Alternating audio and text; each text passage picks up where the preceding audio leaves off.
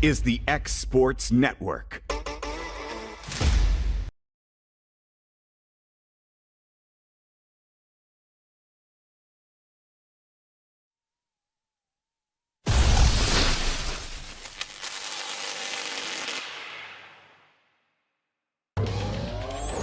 Going the distance with local sports.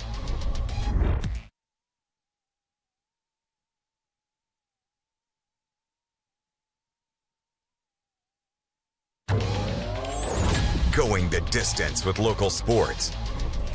This is the X Sports Network.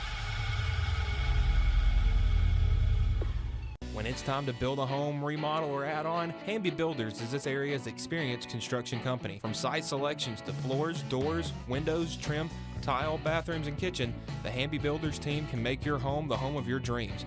Hamby Builders is licensed and insured with over 20 years of experience in homes in Giles, Lawrence, Wayne, and Murray counties.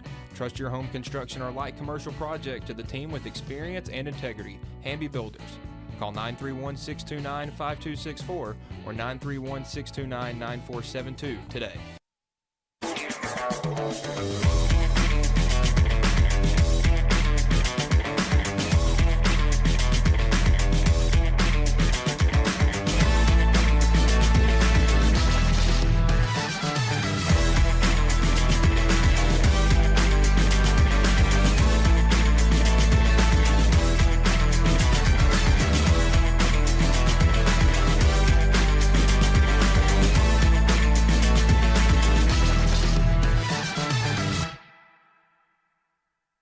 Bring your outdoor dreams to life at Loretto Nursery and Landscaping. This one-stop shop can help you get your project done from start to finish. Go see for yourself. They have a wide variety of plants, from tropicals to ferns and trees, plus hanging baskets. What they have to offer goes beyond what looks good. They also supply concrete, mulch, compost, and drainage culverts. Don't forget about their on-lot buildings and chicken coops. You think that's all? You can also stop by to fill up your propane tank. Loretto Nursery and Landscaping has you covered. Stop by 409 South Military Street.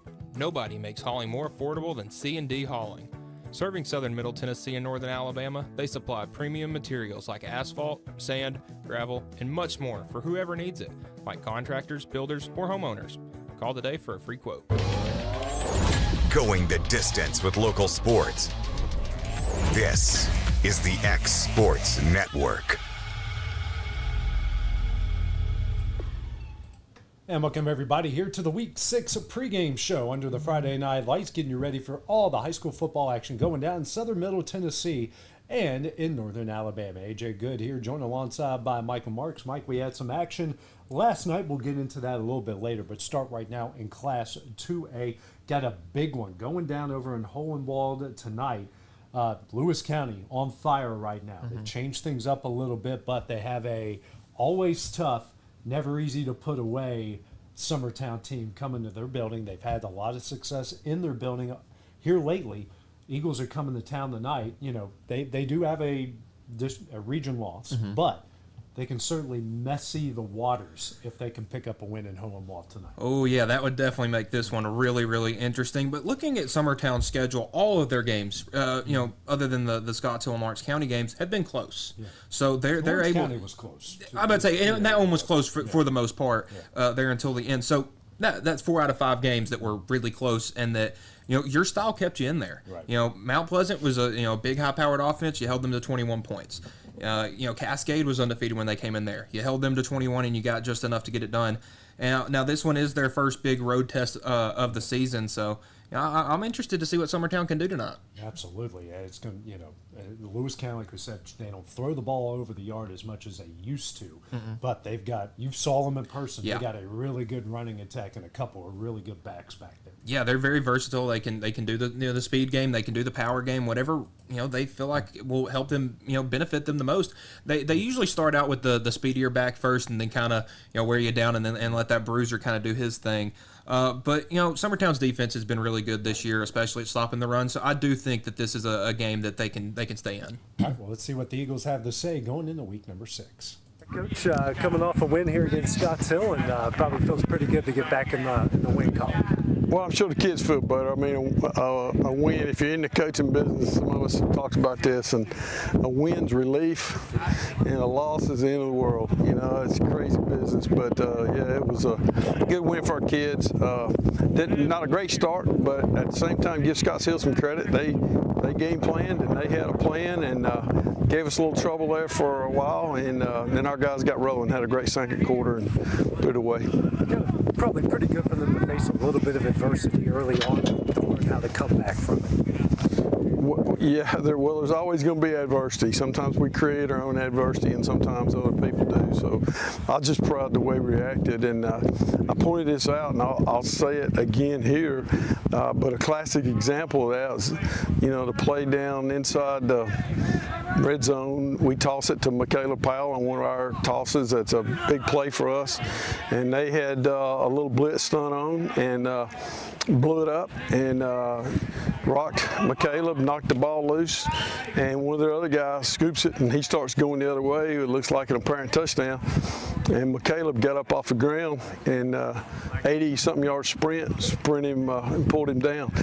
So great effort, great job, a great example of what you're just talking about, is overcoming adversity. Big game coming up again this Friday night. Really good Lewis County team. Yeah, they're all going to be big games from here on out. Lewis County's sitting there in pretty good shape. They're 5-0, feeling good about life, and had a big win, had a big comeback win the other night. So quality win for them. It's going to be a challenge over there.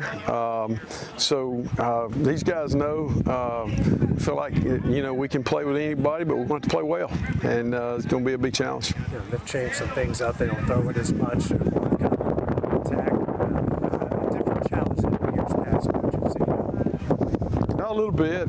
They still have the ability to do both and like to do both, but they do have two good running backs. The Ray kid's really good running back. They're both good, and they've got some good receivers, quality receivers and tight ends. So well-balanced offense, and it'll be a challenge. It's going to take to get them in there on Friday. Well, we got to play our game. I mean, that's the key every week. We've got to be able to run the football and do what we do, and play good enough defense to get more scores than they got at the end of the night. We want the visitor side to have more points than the home side. So. All right, Max, good win here for you guys the other night. What was the key to the victory here against Scotts Hill? We just had to keep doing our thing. We can't play different. We just have to, since it was homecoming, we can't play any different. We just had to keep playing the ball that we have been playing all year. Faced a little bit of adversity. They got you guys down early. What was the team's mindset going down early and wanting to come back? Well, we just had, first couple of drives, they came out with some stuff we've never seen before, and we plan to see it in the future now after we saw it those first couple of drives. And we just had to make a couple adjustments, and we're good. We can play football now. Look at me when you're talking. Oh. Yeah, you're good. I know it's the first time you've done this. Yes, sir. It's okay. Obviously, you got Lewis County coming up, sitting up 5-0 right now. Really, really big challenge for you guys. Sir, we just have to, we treat it like either we're playing best team in the nation or just an average team in the nation. Just keep playing. I know you guys have played there before. You know what you're stepping into, big atmosphere and all those things, and a really good team. I know you guys have developed a bit of a rivalry with them over the last couple of years. Yeah, they're going to be a pretty hard team. They're going to be one of the most physical teams we'll play all year, and I think we'll be prepared for it in the next coming practices. What's it going to take to get a win there on Friday night? We just got to stay disciplined and keep to ourselves and just play through adversity. All right, Mike, what are the keys to the game for Summertown here tonight? Honestly, I think it's just play their style. Lewis County's first drive against Loretto a couple weeks ago was nearly a 7-minute drive. Yeah. Summertown likes to do the exact same game. This could be a 10-7 game, all things considered. Yeah. But Summertown just needs to stay in it until the fourth quarter, keep it close, and then at that point anything can happen. Let's talk about the game that you're going to call tonight, Mike. Loretto on the road at Decatur Riverside. In the early part of the season, you went, this is going to be tough, but Decatur Riverside is 0-5. I don't think anyone saw that coming. They're coming off a 50-14 drubbing by Mount Pleasant last week. This game looks more and more winnable as the season goes along. Then you add on top of it, Loretto's looked good in back-to-back games. Yeah, I don't think that this game could have lined up any better. Obviously, Loretto, a 2-game win streak with a region win in there against Scotts Hill. And Riverside's last 2 games were region games, and it was their worst 2 losses of the year, a 40-point loss against Adamsville and then 36 at Mount Pleasant last week. I mean, they're just trying to find something that works, and it looks like they have really struggled on offense. Haven't been able to put up more than 21 points in a game, and that was their first game of the season. Only 20 points combined in the 2 district game or their 2 region games. Yeah. I think they're just going to be looking to get something on offense going, and that Mustangs defense has been stifling the past couple of weeks, only allowing 13 points. And their offense, man, that 2-headed monster with O'Reilly and that former offensive lineman in the backfield now. And they've got another one that they've Chapman's been killing it. He kind of came alive in the Lawrence County game, and he's really been doing well. So that 3-headed monster, they're really starting to figure a lot of things out. Yeah, and they've done a really good job, Loretto has, of kind of sucking in the defense, getting everybody right on the line, and then boom, they'll beat you with a little slant or a go route. And so it really keeps their offense balanced. All right, well, let's hear what the Mustangs have to say going into the game tonight. Bryce coming off another win here, back-to-back wins, and team getting a lot of confidence here. Yeah, they're playing well. Just doing things we've talked about, staying consistent, that kind of thing. Proud of them. Done a good job. You know, offense really kind of came alive there in the second half against Cornersville and kind of erased the mistake of the pick 6, and we're able to move forward after that. Yeah, pick 6. I mean, that's just one of those things that happened. It hit our receivers' hands, the DB's hands, and then the safety caught it. So, I mean, it is tough luck. But, Elijah Chapman had a really good night. Sophomore, ran the ball well. Up front, we played well. Yeah, defensively, guys controlled the line of scrimmage, made some good tackles, and held their offense at bay. Yeah, back-to-back weeks where defense didn't give up a score, so couldn't be more happy with how that worked out. Yeah. Moving forward now, Decatur Riverside got to go there tomorrow night, and never an easy place or an easy team to play. No, they're the best 0-5 team I've ever seen on film. I mean, they've had some bad luck and things happen with injuries and things like that, but they're a really good football team. It's going to be a tough match. And going back on the road, but you guys have had success. That's back-to-back wins for you guys here on the road so far. The schedule's been brutal. We started off with 3 home games. Now we got 3 away games. So, but it is what it is, and we just got to keep going. What's it going to take to get a win there tomorrow night? Consistency every week. Offense, defense, and on special teams. Just stay consistent. Devin, back-to-back wins. What's the team feeling like right now? We're happy, but we're just trying to improve on what we can. You've gone on the road here in back-to-back weeks after struggling a bit at home. How good has it felt for you guys to pick up these wins on the road? When we started off 0-3, we were getting our hopes a little down, but we figured out we got to move on from that and just put it behind us, and then we just move. It's back-to-back weeks. I know for you as one of the big guys up front, watching your run game and watching the offense develop, how good has that felt from your perspective? It's felt great because we've known we can run all season. We just got to do what we do. You got a big game coming up tomorrow night. Deceiving, sitting there at 0-5, but what kind of challenge you're going to get from Riverside? Yes, sir. They've had a bit of the bad luck bug, but we just got to be us. As our coaches say, they don't care about what happens with us. We don't care about what happens with them. We just go and play ball. Finally, man, what's it going to take to get a win there tomorrow night? We just got to keep doing what we do. That's simply put. Well, Mike, where are the keys to the game for a victory here tonight for the Mustangs? The pass defense has got to be ready. We talked about it during the break that Loretto really hasn't seen a pass-heavy offense until tonight. I think if they can run the ball, control the clock, kind of similar to what they did with Collinwood and Scotts Hill, I think that they should be able to roll. Obviously, Riverside doesn't have as much of a running game as they have in years past. So I think that may come to the benefit of the Mustangs. Well, and the other team in our area in Class 2A, the same region, Mount Pleasant, has been on a tear outside of the one wild game at Forest. They've looked pretty good in region play, had that wild game at Summertown, and then Riverside, they hung it on them pretty bad, especially there in the first half. And speaking of Scotts Hill just runs into the one buzzsaw after another in this region. And now they might get the best team outside of Adamsville coming up here tonight. Yeah, a very tough Mount Pleasant team. They're 4-0 in games that took place on one day. And when you have to split them up, that can cause some problems. Yeah. But I think this is a good game for Mount Pleasant. It's a good week to maybe try out some younger pieces, try some different things. You know, Scotts Hill hasn't been successful against region opponents this year, so I think it's a good game to try something out.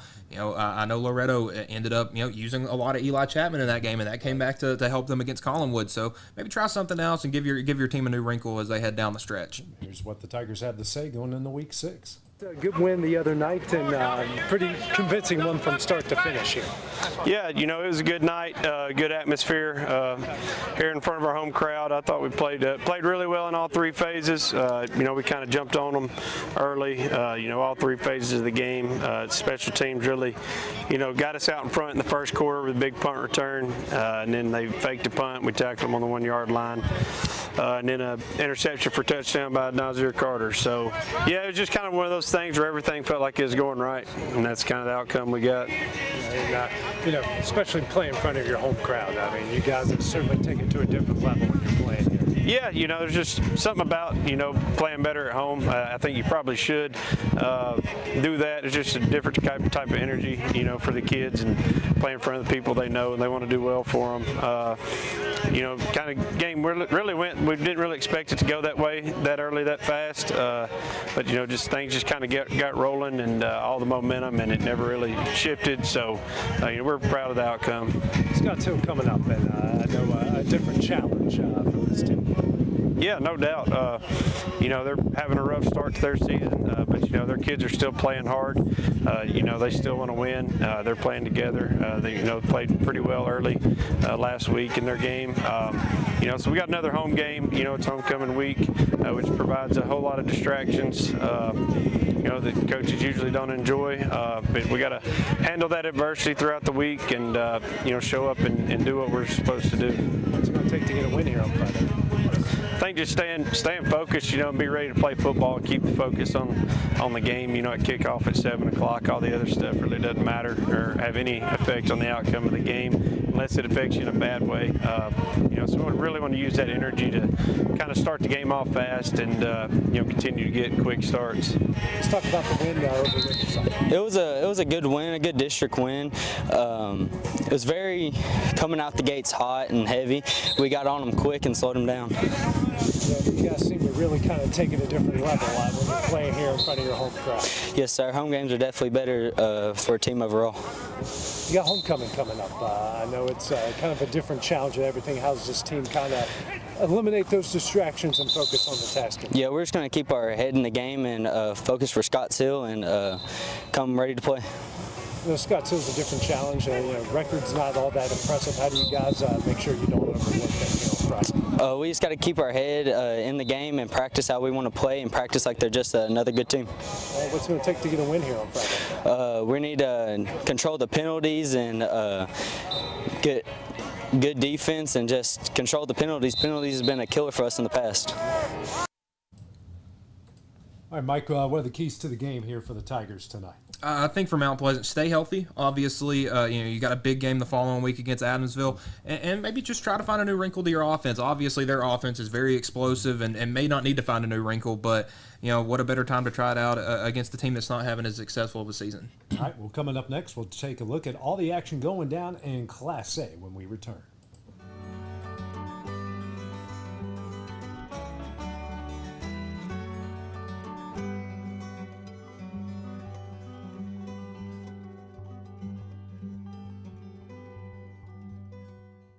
Welcome to Mid-South Barn Dominiums. We realize there's a lot of options when it comes to finding a builder for your next home. Here at Mid-South, we understand that customer service, quality, and selections are very important. It's a very large time, money, and an emotional investment, and we're here to listen and care. We realize the kitchen's the most used and abused room in the house. Our cabinets are locally custom made from Sanderson cabinets out of Lawrenceburg. They're real wood, poplar or maple, whether you paint or stain. All comes with slow close hardware and many pull-out different style options to choose from. Gifts and goodies galore await you at Miss Millie's in downtown Lawrenceburg. From brands you know and love, like E. Newton Jewelry and Tyler Diva Wash, to unique specialty gifts, you will find it all here. Whether you're looking for the perfect gift for someone you love or shopping for yourself, shopping local is the way to go. We have home goods, women's fashion and accessories, baby items, and lots of seasonal decorations. Our friendly staff will welcome you in, help you find what you need, and even package your gifts for you. Also, we can't forget to tell you about our popular bridal registry. Future brides can come and create their perfect registry with us. So stop by Miss Millie's today. We're located in the northeast corner of the square in downtown Lawrenceburg. State Line Garage Doors, owned and operated by Justin Gobble, is your trusted local expert in garage door services. Based in Lawrence County, Tennessee, State Line Garage Doors is built on over a decade of hands-on experience, providing reliable repairs, replacements, and installations for all types of garage doors, residential and commercial. They proudly serve our community and the surrounding areas. When you work with State Line Garage Doors, you're not just another job, you're part of our community. Their commitment to quality, transparency, and craftsmanship is at the heart of what they do, and they offer free estimates. State Line Garage Doors. Reach out to discover the difference a company with local roots can make for your home and business. Going the distance with local sports. This is the X Sports Network.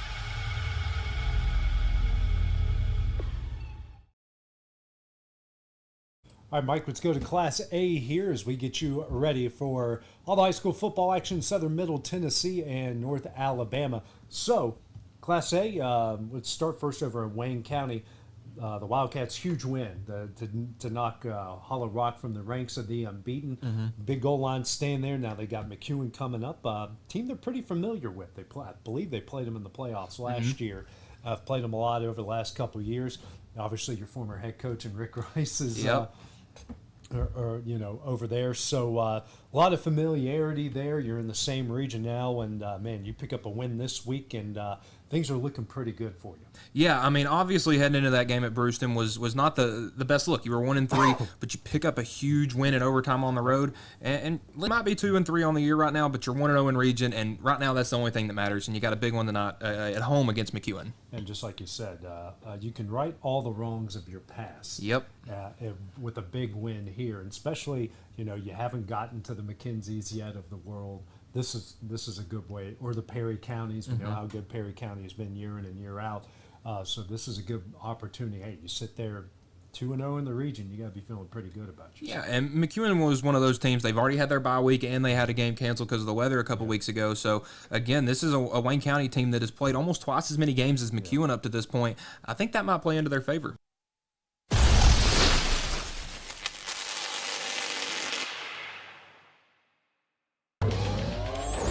Going the distance with local sports. This is the X Sports Network.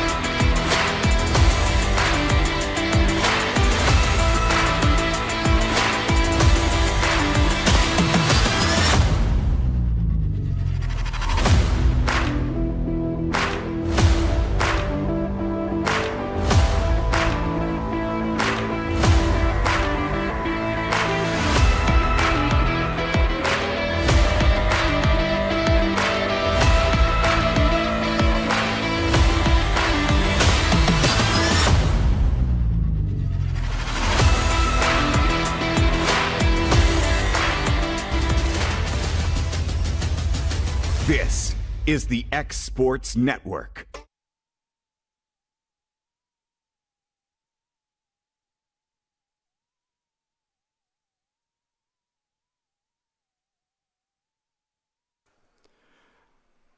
All right, my friends, welcome in for another night, another Friday night of Summertown football.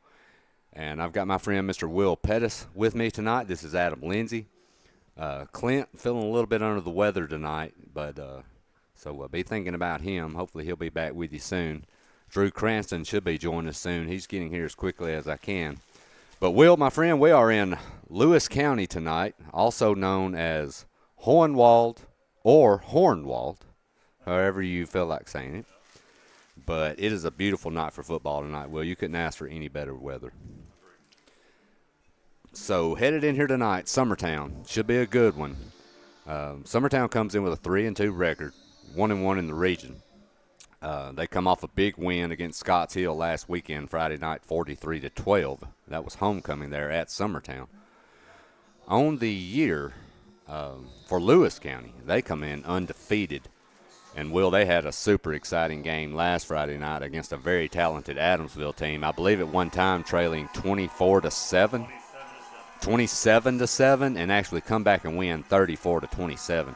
So if you're a Lewis County fan, you've got to be extremely happy with this group right now. They come in 5-0. A few stats for you. On the year, Lewis County with 206 points scored on the year, and they've only allowed 55 points through 4 games. Summertown with only 110 points scored in 5 games on the year, but they've allowed 103. So Lewis County right now, they've doubled us up in points, Will, and they've also doubled us up in minus points allowed. So not only is this team, it looks like they're very talented offensively, but they also can play both sides of the ball as well. This should be a good one. It is Lewis County's homecoming tonight. I want to congratulate all the young men and young ladies that participated in that. And we're about to get started. So we will be kicking off here in just a moment. And I've got my friend, Mr. Drew Cranston. He finally got here. How are you, buddy? Hey, doing good, Adam. How are you? I'll mute him, too. Oh, there he is. Doing good, fellas. How are y'all doing? Great. Great. Did you have a safe drive over? I did. It was nice and easy. Got stuck behind a tractor, so we got a little slow there at the end, but that's okay. I'll tell you what, big crowd. Yeah, it is a nice crowd, and I was telling Will, you couldn't ask weather-wise, this is about as good as it's going to get for a Friday night football. Absolutely.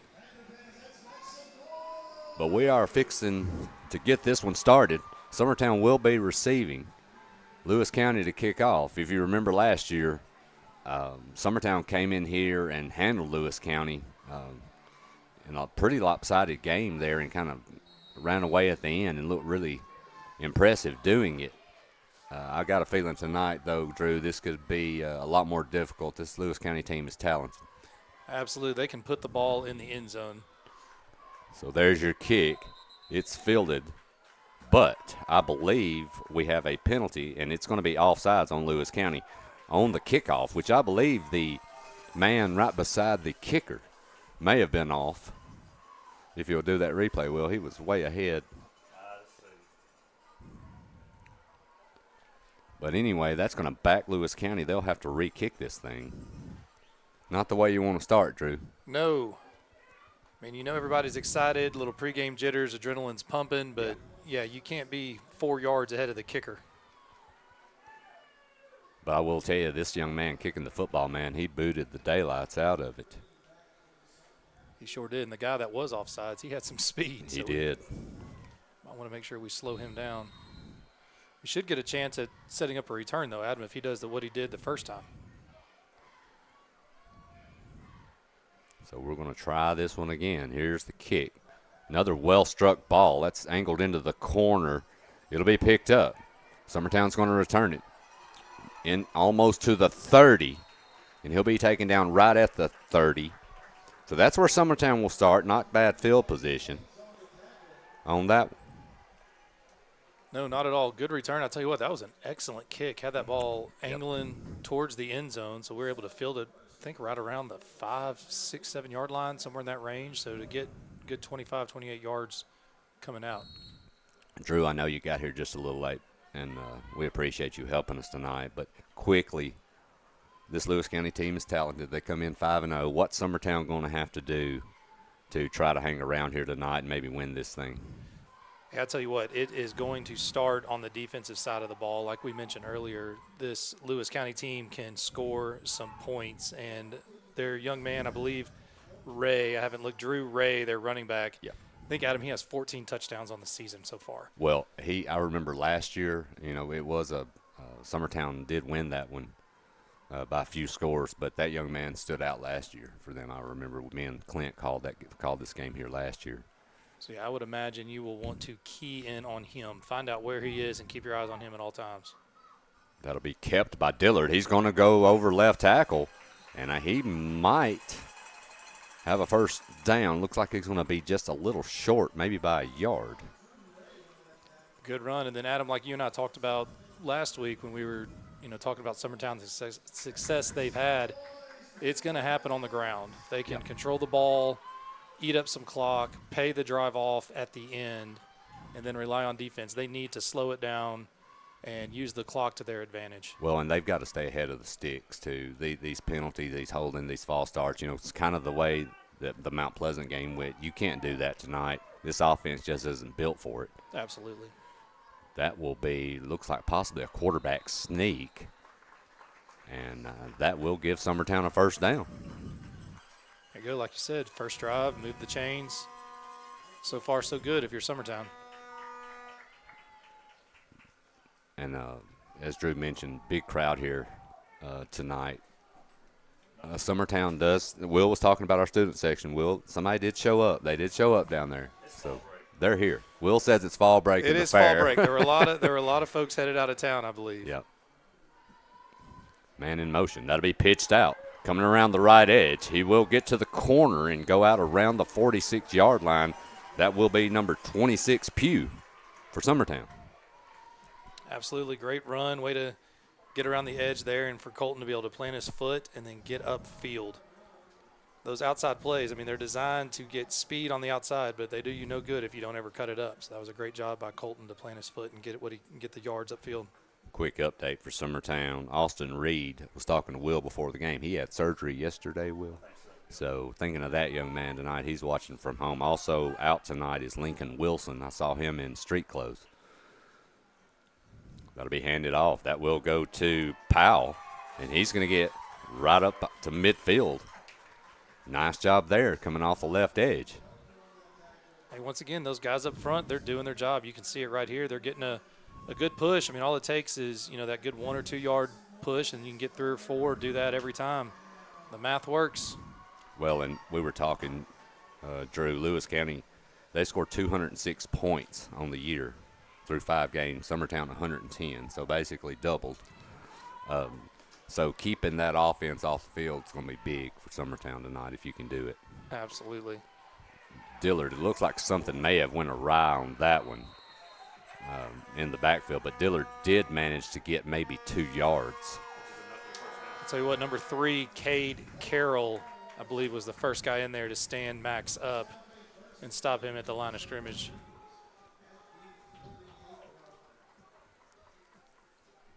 I forget how beautiful this field is, too. I was walking by it, I'm assuming this is turf. It would have to be. Brand new, Will says. Well, it's beautiful. It really is. I've never seen the football. I've been to the baseball field, which is down back behind the football stadium, but I've never been on the football field. But, yeah, this is a beautiful facility. So Summertown, they moved the sticks right there, first down. That will be handed off right up the gut, maybe for 2, maybe 3. I'm trying to see who that is. I believe that is Klinghard. Yeah, I believe you're right. I believe that was Kanan Klinghard on that fullback dive play up the middle. But, Adam, I tell you, I was watching the play clock on that last play, and they're snapping the ball inside 5 seconds. Yeah. So, I think it's safe to say that is a strategy for tonight is to run that play clock, advance, get yards, move the sticks. You're right. 3 men in the backfield here for Summertown. That will be handed off, I believe, to Klinghard. Not much there at all. Yeah, they were ready for that play. Depending on where this spot is, they may not have even made it back to line of scrimmage. They may have actually lost a yard or a half yard on that. Yeah.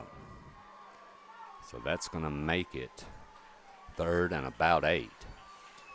This has been an area where Summertown has had a few struggles. This 3rd and long, conversion. Curious to see here, Drew, if they're going to try something off an edge. They almost broke something earlier. There's a pass right across the middle, and that's caught, and that will be Pugh. Beautiful, well-designed play there by Summertown, right up the gut. Absolutely great play call. Good concentration by Pugh to catch the ball in the center of the field where there's traffic, and then for Dillard just to stand in there and deliver a strike when he had pressure in his face. Yeah. Well, that play was designed last week and was there, but the throw, if you remember, was just a little bit behind the receiver. Yep. So. No, it was beautiful. That was one of those situations. It was a perfect play call against what the defense was doing, and that cleared up nice for that little hot route.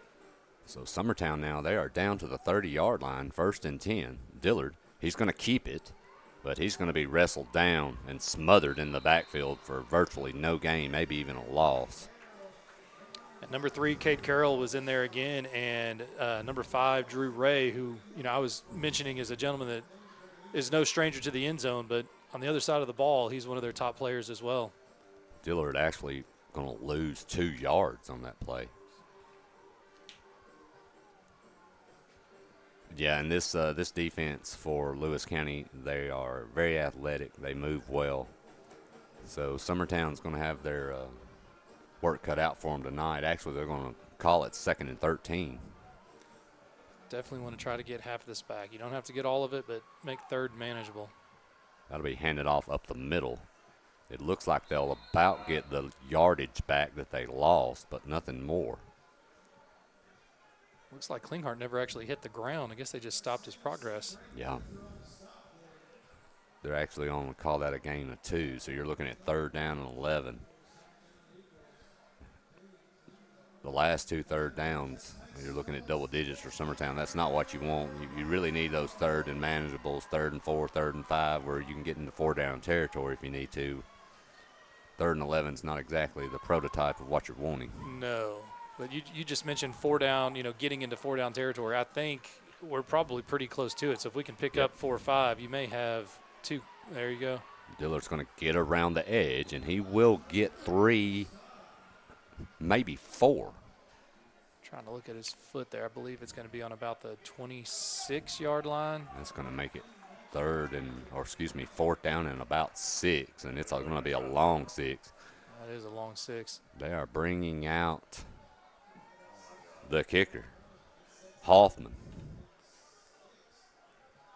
So what would this be? Are we going for a field goal, or is he out there to punt? I would think. No, he's putting a tee on the ground. Yeah, I think this young man can make this kick. He's got the leg for it, definitely. But if they're going to have to use a timeout right here because we're inside of 5 seconds, Summertown's going to have to burn a timeout, something they don't want to do. But Summertown does have a chance here to strike first with 3. We'll be back here in a moment. You're listening to Summertown Football on the X Sports Network. The storm doesn't ask. It takes. It tests. It pushes everything to its limit. Some things are built different. Some things are built to last. Tested by the elements. Proven by time. Engineered for whatever comes next. Summertown Metals. Strength in every storm. Building dreams that last. Gifts and goodies galore await you at Miss Millie's in downtown Lawrenceburg. From brands you know and love, like E. Newton.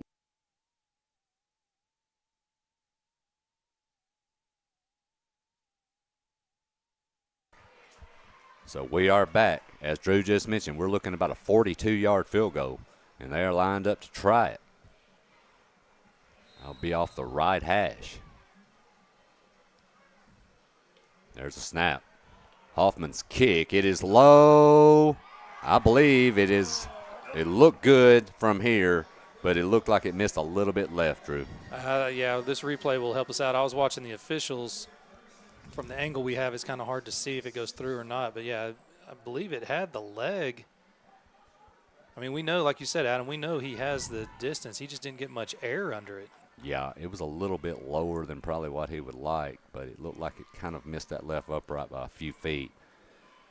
Hey, I like going for it. I mean, I like attempting the kick, though. Yeah, I agree. We're in a tough spot with this defense. 3rd and 6 is tough, especially when you got a chance to jump on them. But Lewis County dodges the bullet here from Summertown, and they're going to take over. Back to pass. That'll be a short screen pass to the receiver. Not much, but a few yards. That pass will go to number 6, Colt Skelton, who is the quarterback for Lewis County.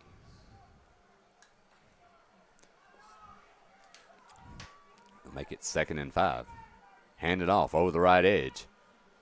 A little bit of room there for Braylon Bean, number 13. Getting a lot of different guys involved early. Tell you what, though, Summertown's done a good job of rallying to the ball. Yeah, they have. You've got them in a 3rd and 2 situation here. If you could somehow get a stop and force a situation or a decision had to be made deep in their own territory. If nothing else, though, Drew, like we talked about ball control, you've basically Summertown's sucked 8 minutes off the clock this first quarter in a nutshell. So Lewis County getting the hands on the ball for the first time with under 4 minutes left. That'll be handed off. And he's driving, and Summertown is trying to pull him back. That will be number 5, Drew Ray. And I believe he's going to have the first down. It was close. It was. But that young man, he's strong, man. His lower body, he just kept those legs churning and got the yardage he needed. He sure did. I'll tell you what, it'll be interesting when they spread out those wide receivers. Look at the difference in height compared to our defensive back. So that's going to be something, to watch if they want to take a chance at some of those 50-50 balls as they get closer in towards the red zone. Yeah, they're a really athletic-looking group. They're going to get but they are going to get a false start right here. I believe number 53 looks like he jumped right here on the end. Colby Cates, offensive lineman. We'll have to check that. He did. He knew it too. Just got a little excited. So that will back Lewis County up 5 yards.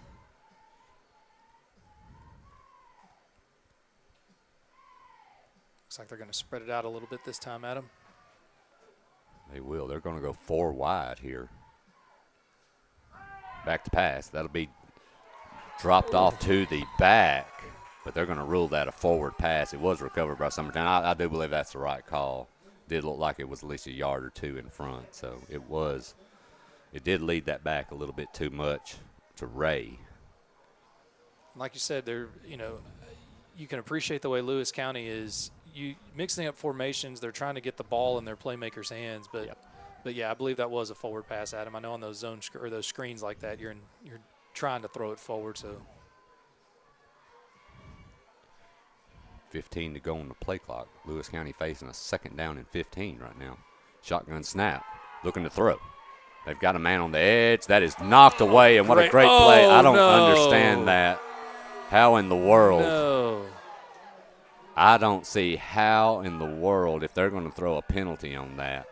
We'll have to watch this replay, but in game speed, it looked like he had inside leverage and did a phenomenal job breaking on that pass. Now, they did talk about it. Nope. They're not. They're going to call the pass interference on number 22, Bradley Hoffman. I don't see that. He breaks on it and knocks it away. That's not a good call. Not at all. That ball was thrown inside. He had excellent inside leverage. I mean, his inside arm is what makes contact with the ball. Like, there's no hand on the receiver. Yeah, that is a horrible, horrible call. So, Adam, I've heard there is such a thing that sometimes officials will throw an anticipatory flag where, as that play was developing, maybe the guy was thinking it was going to be pass interference and he just reacted. Is that really a thing? It can be a thing, but there's a thing I would call that flag there, but I can't say it on the radio. Tell you that. I'll translate. You can always. The referee can always. We go to church together, and I don't want to have to always pick the flag up. I don't want to have to be on the front row Sunday. I'm trying to be nicer. My wife's trying to make me, she's trying to help me to, be more. Hey, God forgives. Understanding. I hope so. But I understand sometimes wives don't. So that's true. So Lewis County has it. The ball's on the ground. That'll be Ray, and he's going to get swamped under. So that will be a loss. Looked like big old Andrew Tupper Senior linebacker. Lewis County will lose probably around 2 yards on that one.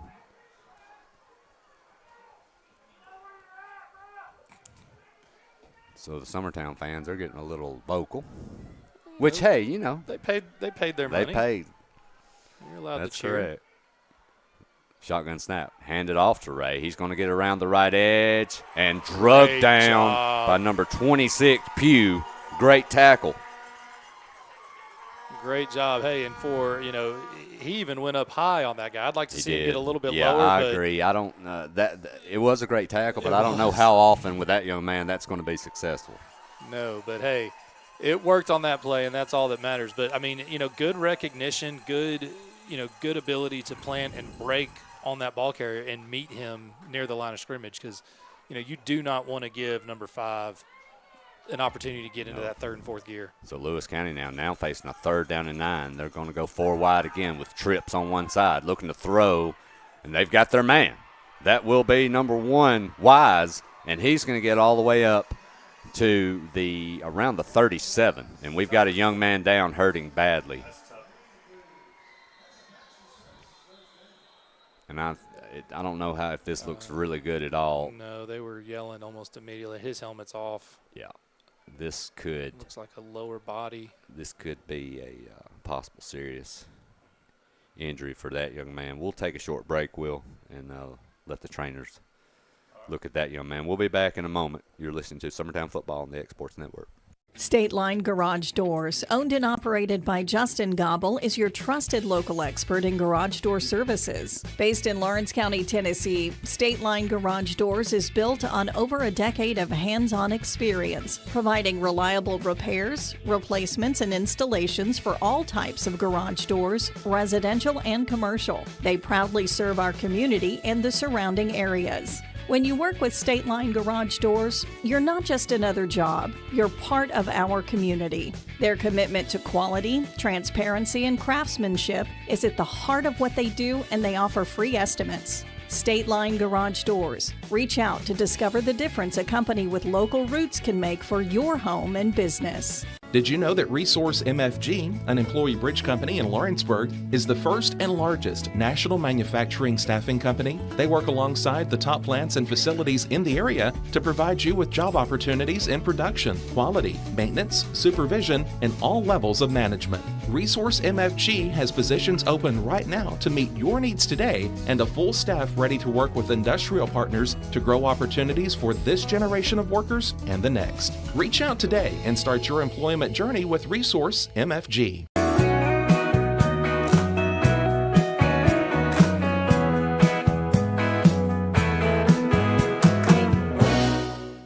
State Line Garage Doors, owned and operated by Justin Gobble, is your Home, formerly known as the Summit at Home, is a licensed, non-skilled agency dedicated to helping you maintain your independence at home for as long as possible.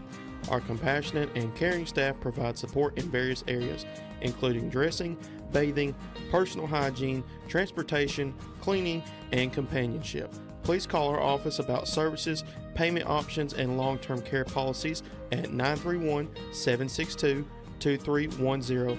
We look forward to assisting you with keeping your independence longer. Are you tired of missing out on family life just to be treated like another truck number? Since 1986, Southeast Carriers has been a family-operated business based in Lawrenceburg, Tennessee. Being family-owned ourselves, we understand the importance of family, which is why we value it above all else. With our large number of dedicated lanes and our friendly staff, we are able to evenly divide your home time with the amount of time you spend on the road. We offer multiple benefits with large company pay now starting at $20 per hour, all while keeping a small company environment. For more information, visit our website, southeastcarriers.com, or check us out on Instagram and Facebook. Welcome to Mid-South Barn Dominiums. We realize there's a lot of options when it comes to finding a builder for your next home. Here at Mid-South, we understand that customer service, quality, and selections are very important. It's a very large time, money, and an emotional investment, and we're here to listen and care. We realize the kitchen's the most used and abused room in the house. Our cabinets are locally custom made from Sanderson Cabinets out of Lawrenceburg. They're real wood, poplar or maple, whether you paint or stain. All comes with slow close hardware and many pull-out different style options to choose from. Good Works at Home, formerly known as the Summit Home, is a licensed non-skilled agency dedicated to helping you maintain your independence at home for as long as possible. Our compassionate and caring staff provide support in various areas, including dressing, bathing, personal hygiene, transportation, cleaning, and companionship. Please call our office about services, payment options, and long-term care policies at 931-762-2310. We look forward to assisting you with keeping your independence longer. Are you tired of missing out on family life just to be treated like another truck number? Since 1986, Southeast Carriers has been a family-operated business based in Lawrenceburg, Tennessee. Being family-owned ourselves, we understand the importance of family, which is why we value it above all else. With our large number of dedicated lanes and our friendly staff, we are able to evenly divide your home time with the amount of time you spend on the road. We offer multiple benefits with large company pay now starting at $20 per hour, all while keeping Nobody makes hauling more affordable than C&D Hauling. Serving southern Middle Tennessee and northern Alabama, they supply premium materials like asphalt, sand, gravel, and much more for whoever needs it, like contractors, builders, or homeowners. Call today for a free quote. Here at Fields & Brown Barbershop, legacy means a lot. We're trying to fill big shoes left by my two uncles and my grandfather, where every haircut came with conversation and every customer left a little taller than when they walked in. The barbershop is about pride. It's about knowing your barber knows your name and your story. Come see us at Fields & Brown Barbershop, where tradition never goes out of style. 3 generations, 1 legacy, your barbershop. Bring your outdoor dreams to life at Loretto Nursery and Landscaping. This one-stop shop can help you get your project done from start to finish. Go see for yourself. They have a wide variety of plants, from tropicals to ferns and trees, plus hanging baskets. What they have to offer goes beyond what looks good. They also supply concrete, mulch, compost, and drainage culverts. Don't forget about their on-lot buildings and chicken coops. You think that's all? You can also stop by to fill up your propane tank. Loretto Nursery and Landscaping has you covered. Stop by 409 South Military Street. For over 50 years, Southern Tennessee Regional Health System Lawrenceburg has been a cornerstone of care in Lawrence County. From cardiology to orthopedics, general surgery, primary care, and women's health, we offer compassionate expert care close to home. Our ER is now stronger than ever with more providers, chest pain accreditation, and our newest Joint Commission stroke accreditation, because every second matters. Generations have trusted us for compassionate care and medical excellence. Faster, trusted, accredited. Emergency care with hometown heart.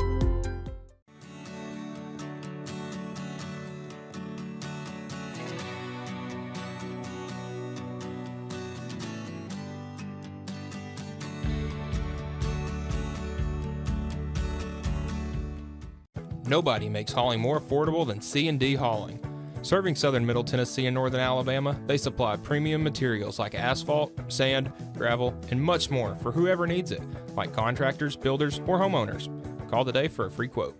For over 50 years, Southern Tennessee Regional Health System Lawrenceburg has been a cornerstone of care in Lawrence County. From cardiology to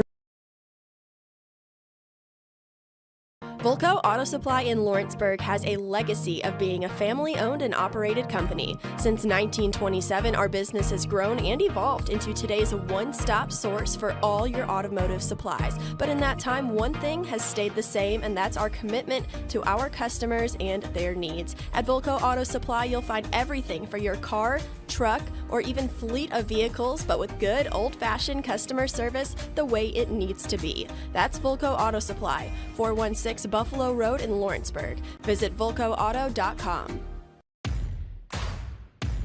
The Raptor Series from Hustler Turf.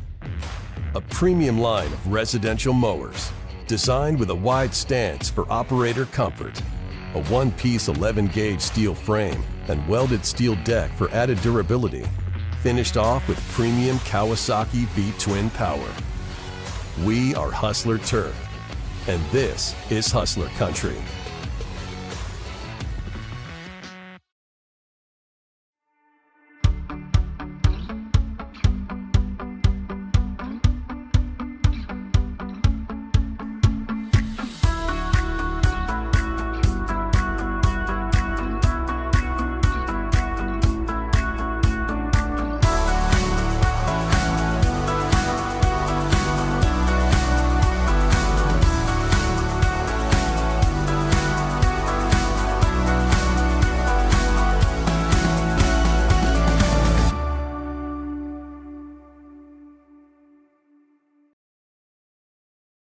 Volco Auto Supply in Lawrenceburg has a legacy of being a family-owned and operated company. Since 1927, our business has grown and evolved into today's one-stop source for all your automotive supplies. But in that time, one thing has stayed the same, and that's our commitment to our customers and their needs. At Volco Auto Supply, you'll find everything for your car, truck, or even fleet of vehicles, but with good old-fashioned customer service the way it needs to be. That's Volco Auto Supply, 416 Buffalo Road in Lawrenceburg. Visit VolcoAuto.com. The Raptor Series from Hustler Turf. A premium line of residential mowers designed with a wide stance for operator comfort. A one-piece 11-gauge steel frame and welded steel deck for added durability. Finished off with premium Kawasaki V-twin power. We are Hustler Turf, and this is Hustler Country.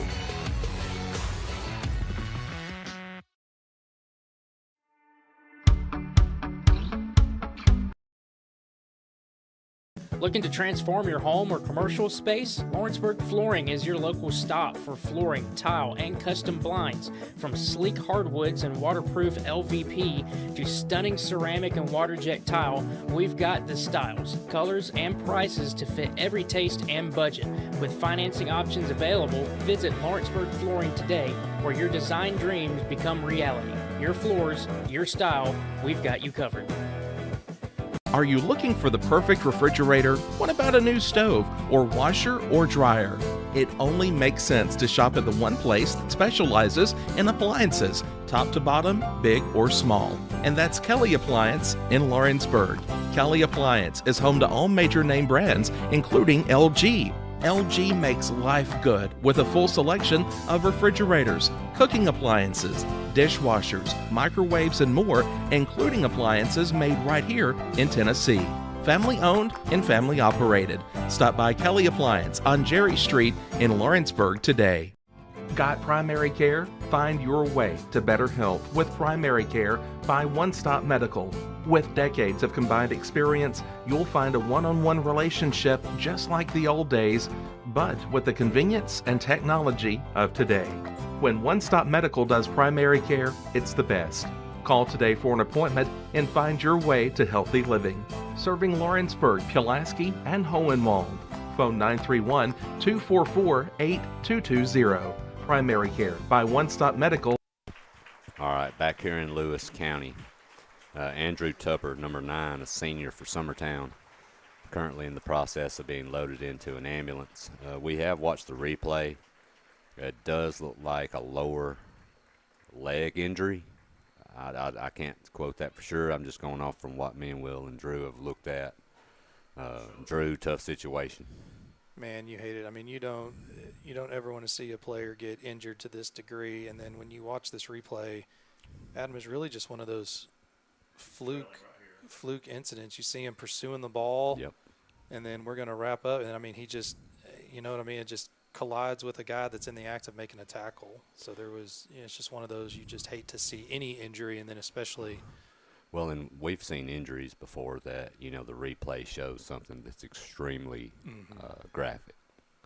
This really, I mean, we've watched the replay 3 or 4 times, and definitely looks like an injury, but it's nothing that would initially you wouldn't really see anything and say, hey, that's bad. But I know that young man, he's I'm sure he's in a lot of pain. A senior too this year, so I know that regardless of whether you're a junior, a freshman, sophomore, whatever, but especially a senior, that's a tough situation.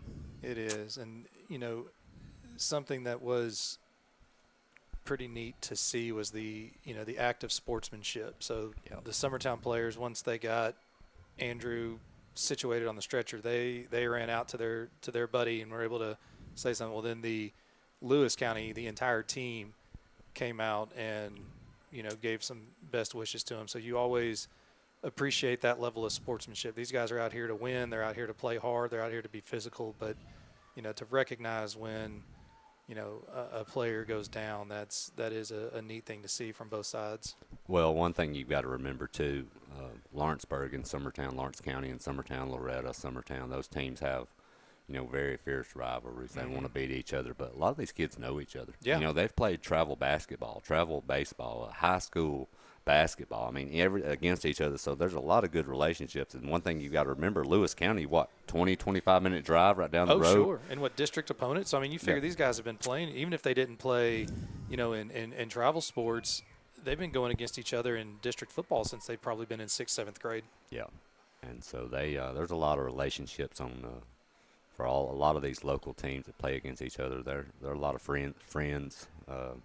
So yeah, that's a tough situation. But we'll be please be praying for that young man. But we are back going now. Lewis County with the football. They have a first down, looking to throw, and they're going to go deep. They've got a man. Did he catch? Oh, incomplete. Great effort. They're going to rule it. Got through his hands onto the ground. That is number 2, Feitinger. He had a chance and made a great effort, but is ruled incomplete. Yeah, what an incredible effort. Good route. I mean, the coverage wasn't bad, and he dropped that ball right in. And look at him, just full extension layout. And, the referee was sitting right on top of him. Our back is to it, so I just have to assume that the ball hit the ground as he was corralling it. Yeah, and the referee, he made a clear, quick decision on it, too. Like, he was right on top of you. You can't get better position than where he was. They're going to throw again, rolling out to the right. That'll be a short gain for a few yards. Yeah, I keep looking across the field for the chains, but yeah, was he out of bounds when he evidently was incomplete? It looked like the catch was made, but he might have been bobbling it too as it went out. I'm not sure, but they're going to rule it incomplete. Okay, well, I didn't see much of a reaction from the Lewis County sideline, so they clearly could see it. So Lewis County has really moved the ball well overall this drive, but 2 straight passes now, so they're facing 3rd and 10. This is another one. They converted a big one a few plays ago, so they're going to see if they can convert this in 4 wide receivers. That'll be handed off. That'll be Ray. He's going to get popped. Good tackle. He is going to be hit hard. He will get a few, though. I'm trying to see who came up and made that tackle. Yeah, there were 2 guys. Looks like somebody wrapped him up, and then somebody came in from I'm thinking secondary. Is that Benefield or is that Pugh? 26, I believe. Oh, if it's 26, that's Pugh. He's I believe having that's a great. Pugh. Yeah, you're right, Adam. Good eyes. He's having a great first quarter on defense. He was the one that made that excellent pass breakup that the referee didn't think was so excellent, but. Lewis County, they're going to roll the dice. We're going 4th and 9 here. They've got 4 wide again. Shotgun formation, back to throw. Looking right on a nice out pattern, and he's going to get down the sideline and in for a touchdown. Just a simple 5 to 7 yard out pattern, and he gets the corner, and he's gone. That's a killer right there on 4th and 9, Drew. Absolutely. It started, the offensive line gave him time, and you're right, Adam. That young man is incredibly quick. He came out of that break fast. The pass was delivered on time, and, 1 tackle, and he's gone. Yeah, that'll be Feitinger, number 2. So a great job by that young man getting down the sideline. Yeah, we've clearly seen they have athletes all over the field, and they do a good job of spreading it out, getting them in space, and then bringing it back inside with a run game. Number 28, Sharp. Fumble. And that's going to be mishandled, and he's going to get drugged down, but I'm wondering, and it will be a horse collar. I thought it could be. Well, I thought it could be. I am curious, though, did that hand get inside of the jersey? It's not a horse collar unless that hand is inside of the jersey. I don't know if you can tell that from our replay. Speed, I didn't see the hand get inside. I mean, when I saw the flag, it's not that I didn't expect it, but I don't know that he got inside the shoulder. It looks like he grabbed the top of his number. I'm not sure. We can't see there. I will say, too, whether or not he did or not, the official was right on top of that one, too. So we're going to take his word for it. It did look it was close. I mean, the way he got brought down, sometimes, they're going to throw it. They're always going to err on the side of caution. Lewis County's going to go for 2 now. They've got the ball on the 1 after the penalty.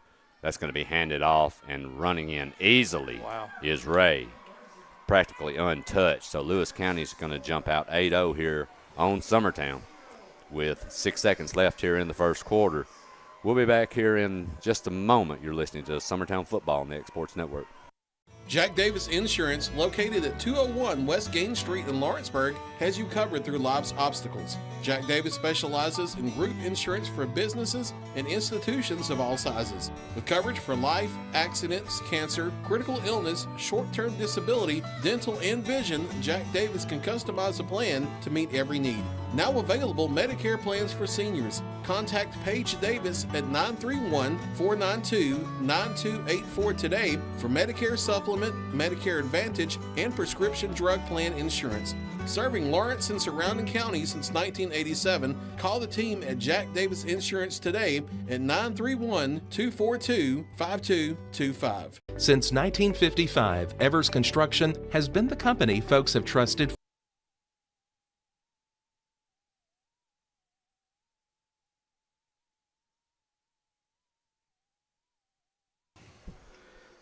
Back here in Lewis County, Feitinger with a great run after a catch down the sideline puts Lewis County up 6-0. They do convert the 2-point conversion, so Lewis County leading 8-0 here. Only 6 seconds left in the quarter. Here's your kick. That will be booted. Fielded around the 6-yard line, coming out. He'll try to get to the corner, and he'll be taken down, but another good return. He's going to get to about the 30. That will be Pugh. So we are now at the second quarter, end of quarter number one. Summertown trailing 8-0. They do have the football. We'll be back here in just a moment. You're listening to Summertown Football on the X Sports Network. Hi, I'm Jeff Overton, and welcome to this edition of Mars Hill Minute. We're excited to be here in the foundation of our brand new children's building, student building. This part right here will be the student sanctuary where they'll have their worship on Wednesday nights. But what I want to talk to you about is what's coming soon. The steel will go up, the second floor will be built, and the children's wing will be put in as well. We're excited about all of that, but you got to take the details of making sure this part is right. If the foundation isn't right, everything else we build is going to have problems. The Bible tells us the same is true with our lives. We talked about a man who built his house on the sand, and one who's built his house on the rocks. And when the storms came, the one built on the rock sustained and made it through. How's your life built? Jesus says he is the rock. I'd like to encourage you to build your life on Jesus Christ and his teaching and be a disciple of Jesus Christ. I'd love to invite you to Mars Hill Baptist Church to learn more about how to build the proper foundation to build upward with your life. God bless you. Hope you'll come join us. Interrupt your regularly scheduled day to bring you breaking news out of Summertown, Tennessee, where a one-of-a-kind property. We were both very blessed to have been raised on farms. All right, quarter number two. Summertown has the football, 1st and 10 at their own 29. Lined up with 3 in the backfield.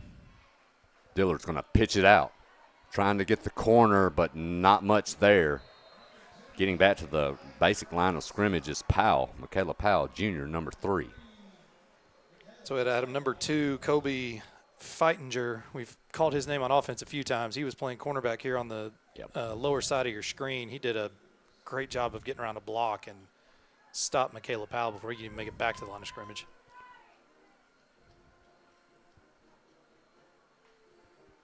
So Summertown trailing 8-0, 18 on the play clock. 2nd and 10.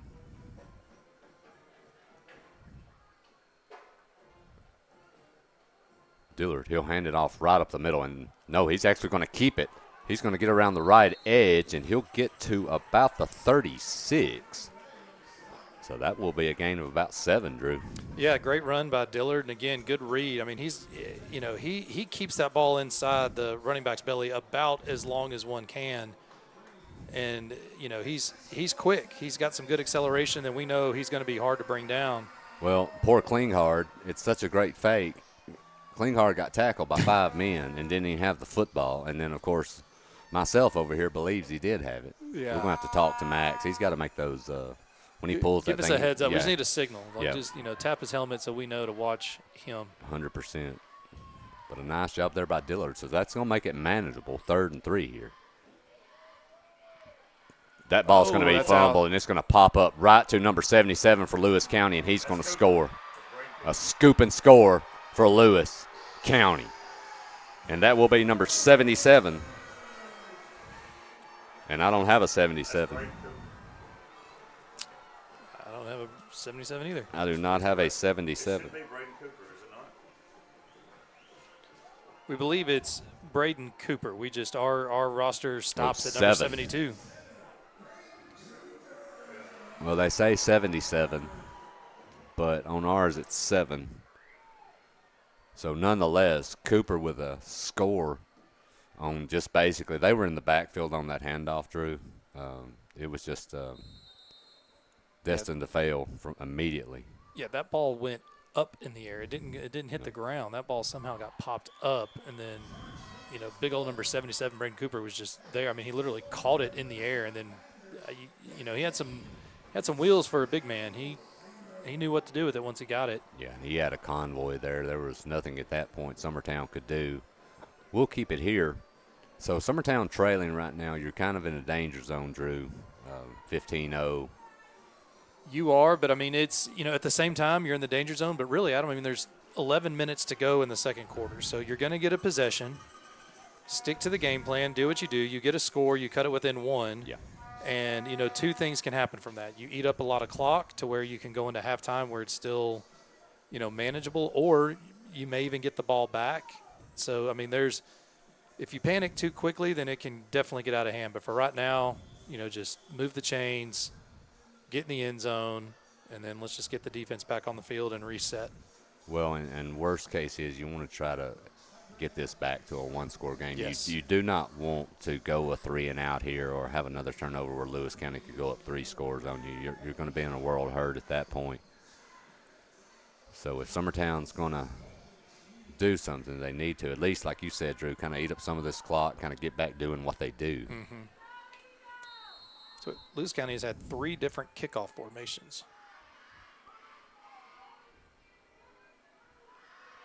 So after the score, here's the kick.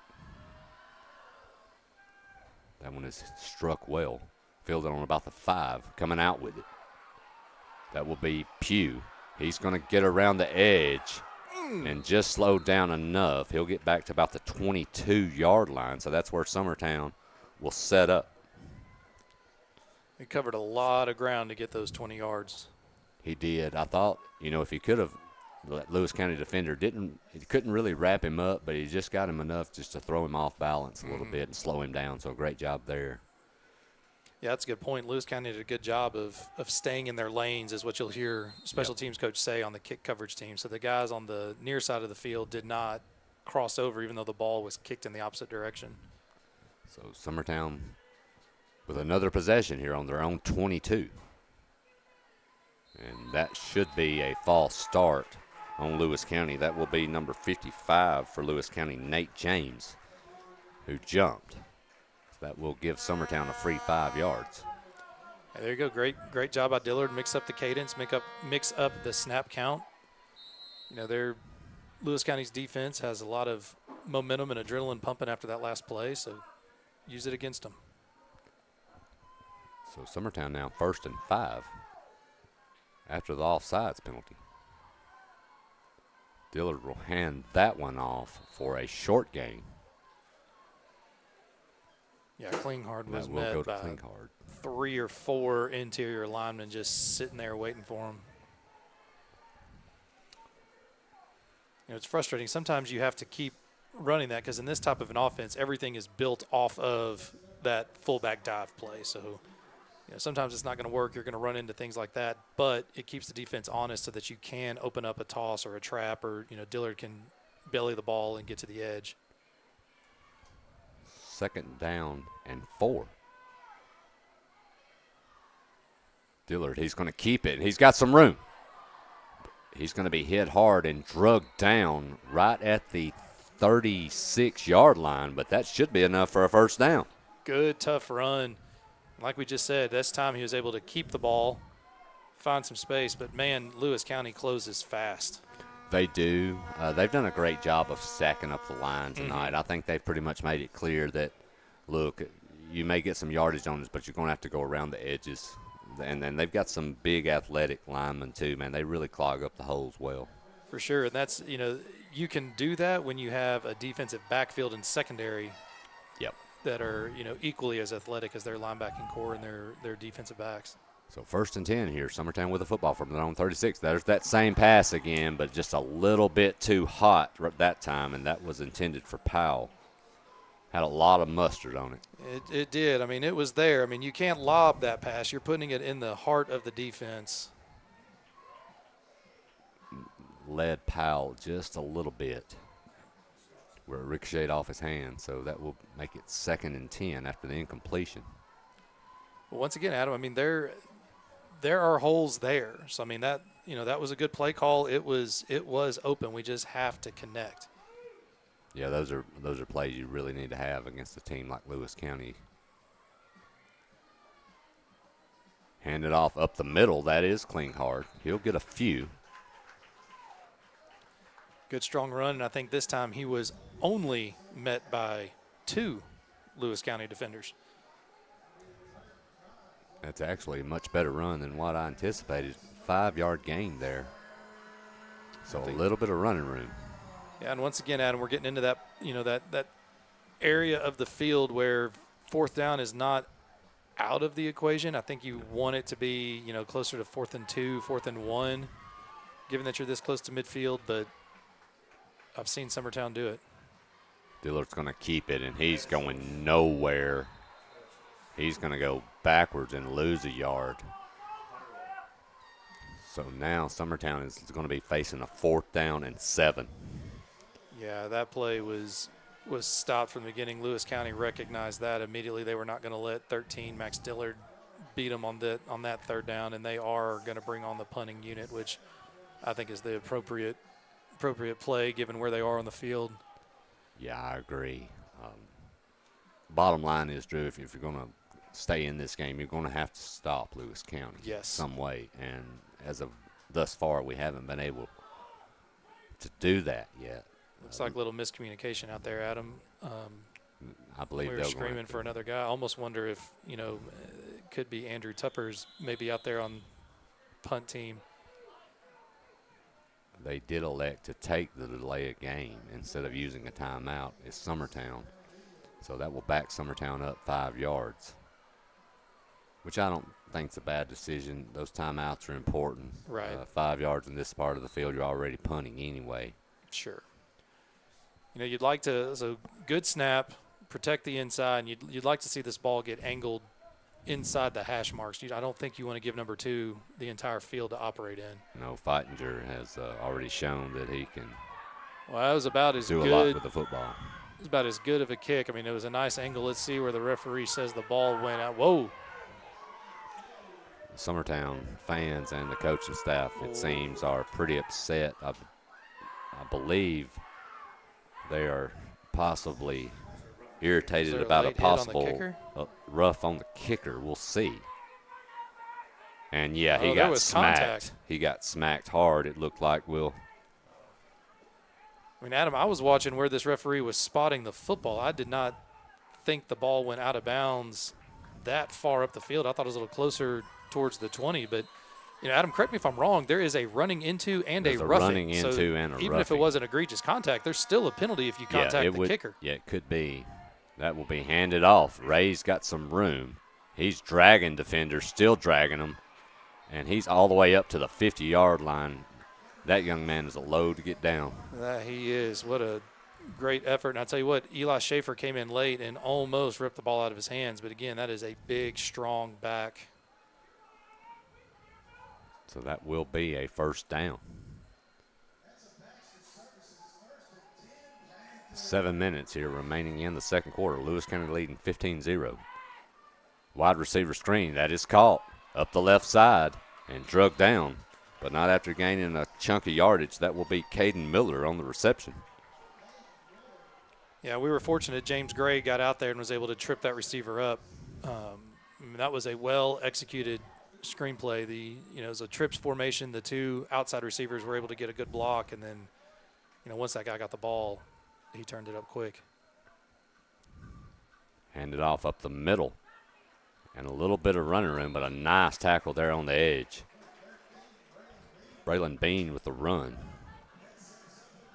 I'll tell you, Adam, I am impressed with the way Lewis County is able to get the ball in different guys' hands. I think that's about the fourth guy we've seen, take a handoff. Play action. Wide receiver screen. Block in the back. Feitinger will be knocked out of bounds after a short gain. Well, in Lewis County, if you notice, they do a great job at changing up the tempo, too. Yes. They really got on the ball quickly after that first down. They're moving quickly now. Yeah, I mean, it's after watching them play a quarter and a half, I mean, it makes sense how they've been able to score so many points. They're a well-oiled machine. Play action again, looking to throw, getting some pressure. He's looking, and he will complete that one. Wow. That's a great catch by that young man. Absolutely. Skelton with a really great throw right there, low where only the receiver could get to it. I'll tell you what, number one, Aiden Wise is the receiver that came up with that ball, and they have him listed at 6'2". That's a long way to go to get down for a 6'2" guy. Well, and he's a strong, tall, athletic young man. That will be over the left tackle for some more yardage. I believe that's Ray. He's going to get down to around the 20-yard line. Well, and look, Drew, the tempo here, Summertown already depleted a lot defensively with what they've lost this year. With Reed going down, now you have Tupper, who we hope is going to be okay. That'll be run right up the gut for a few yards. But if you're playing Summertown here, this tempo here has got to be trouble. You're right, Adam. That's actually a really good point. With our with the lack of depth due to injury, and then just the lack of depth due to roster size. It's hard. I mean, on a good day, I believe we have about 8 or 9 guys playing both ways. Yep. So that's going to eat up some energy. But then when you add the tempo into it, it almost gets to the point where you have to look at timeouts as a way to get your guys a break. I know you hate to use them in that sense, but almost kind of like basketball, where sometimes you just need to give your guys a break. 3rd down and 1. They will hand it to Ray.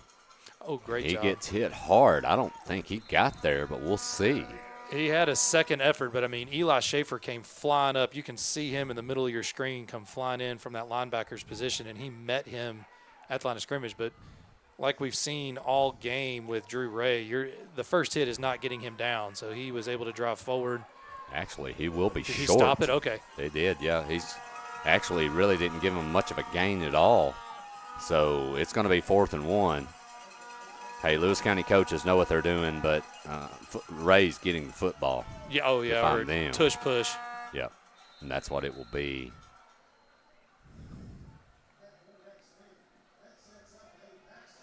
The end man on the far side is signaling first down. Mm-hmm. Yeah, when you got a 6-foot-tall quarterback and then you have that kind of offensive line and then you have the 2 guys behind him, you can push that guy forward. So now 1st and 10.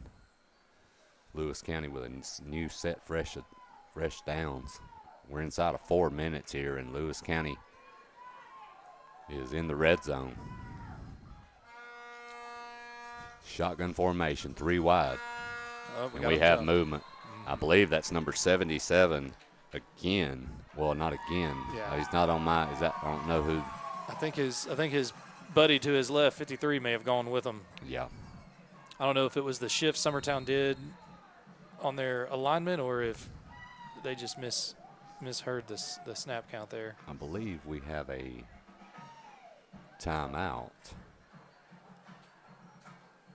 I'm not sure who took it. We'll let you know when we get back, but you're listening to Summertown Football on the X Sports Network. It's going to be huge. The Middle Tennessee District Fair is back for 10 action-packed days of family fun. Now through Saturday. Thursday the 18th is Parks Lumber Preview Day with free admission and parking. Feel the rush of the Big Air ATV Tour Friday the 19th. Truck and tractor pulls are Saturday the 20th. Sunday the 21st features the Junior Horse Show. Monday and Tuesday the 22nd and 23rd, it's the Junk Car Jump and Run. Wednesday the 24th, don't miss Donkey Basketball and the $15,000 prize giveaway. Thursday the 25th, it's the Demolition Derby.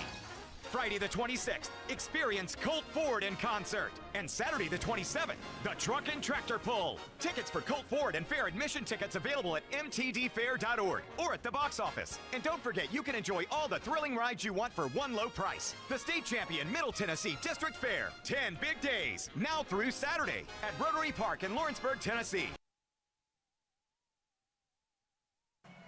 All right, back here in Hornwall, Lewis County with a 15-0 lead. They are trying to add to it here, but they do face a first down and 15 after the false start penalty. We're waiting on the official to blow this, to begin this play, and there it goes. So shotgun formation, Lewis County 4 wide. That will be faked, and the quarterback will keep. He's going to get around the left edge. Nice move, spinning, and all the way down to around the, looks like around the 10-yard line is Colt Skelton, the quarterback. Well, I'll tell you what, nice little wrinkle. I mean, when you have number 5, Drew Ray, in the backfield, good play action. We, of course, had to recognize that. He was able to catch the edge, and then, man, what a great job moving around in a phone booth. He was able to make 2 or 3 guys miss. Well, and like you mentioned, Drew, good play call at that time, facing 1st and 15. Skelton's thrown the ball well tonight overall, but he really hasn't kept it until that instant. So kind of caught Summertown off guard. That 8-yard gain on first down. They're going to give it to Ray this time. He's going to get over left edge, and I believe he's going to bulldoze in, and we'll see. He is in. Watch I believe it was number 77. He got out in front, and, I mean, he just absolutely cleared a path. Yeah, he did. And with that young man out in front, then you get Ray behind him, and Ray gets going downhill. It's going to take more than one man most of the time to slow him down. Yes. So Lewis County now, they have expanded this thing to 21-0. We'll see right here if they're going to go for 2 or kick it. It looks like they're going for 2. I mean, if you're Lewis County, why not? Yeah, I agree. Looks like they're going to a wing T type formation. Hand it off to Ray, and he's just going to waltz in. And that will extend Lewis County's lead to 23-0. Summertown, they're going to try to get some points on the board here before the half, but they've only got 2 minutes and 49 seconds to do it. We'll be back in a moment. You're listening to Summertown Football on the X Sports Network. Hey everyone, this is Landon Saunders. And this is Nate Patterson with Cloud9 Fiber. We're excited to finally be able to offer Lawrenceburg our blazing fast, reliable, and affordable fiber internet services. If you're looking for a more reliable and more affordable provider, we at Cloud9 Fiber have you covered. Plans start at $50 a month, and we can offer up to a gigabit to your home or business. We are excited to be able to offer your first month of service entirely free. We encourage you to sign up on cloud9fiber.com or by calling 931-201-9098 so we can help you make the switch today.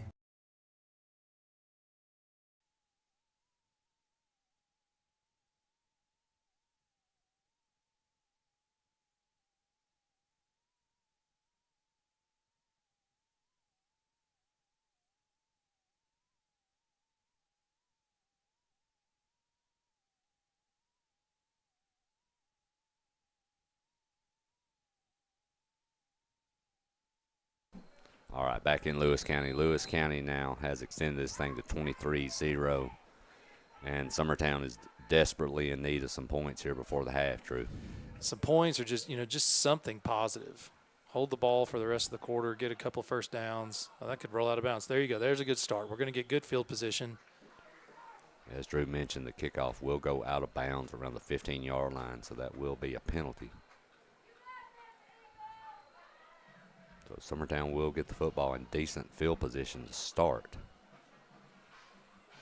Yeah, first item up on the to-do list, Adam, is we have got to get a first down. We've got to get some positive momentum, eat some clock, because we on that last drive, you give Lewis County the ball with anything over about 60 seconds, they're liable to go get it back in the end zone again. With Lewis County's size and athleticism, the plays that Summertown have really got hurt with tonight have been those slow developing plays, Drew. Anything in the backfield where you're back there with multiple handoffs that takes time and gives that defensive line time to get back. The quick hitters tonight have seen to be the most success that Summertown's had. Yeah, you're absolutely right. I mean, going back, if they're going to bring that much pressure, those little hot routes in the seam are something to look at again. That'll be handed off to Klinghardt. He might get a yard, maybe 2. I think they're going to give him 2 yards up to the 37. So 2nd down and 8. Yeah, Lewis County, their front 4 are making it a point to not give up 3-4 yards on the inside. Well, and if you're defensively, if you watch tape, you've got to slow down Summertown's running game, and you've got to do that by clogging up that box, filling that box up. In Lewis County, they've just really done a great job tonight. Oh, absolutely. I mean, even to the point where they, for lack of a better word, intercepted a handoff. Yeah. Into the shotgun now. That'll be a fake reverse and throwback, and that ball is going to bounce. Dillard bounces that pass to Powell, but not of his own fault because he had a man right up in his grill. Well, I mean, I like the idea of the misdirection, but like you just said, Adam, that we don't have the luxury of time, and that slow developing misdirection behind the line. I mean, you just can't have that much ball handling going on when you're getting, 2 seconds at most to get the play off. This is big right here. You need some yardage because you do not want to give Lewis County back the football with all 3 timeouts. That is going to be a deep throw. They've got a man and batted away, I believe. I believe number 1, Wise, might have got a finger on it. Do you think, Drew? The way it looked like number 1 missed it. It looked like it went right through. Now, the big hand in the face may have distracted our receiver, but I don't know that this ball was actually touched. I think it. Yeah, I'm not sure.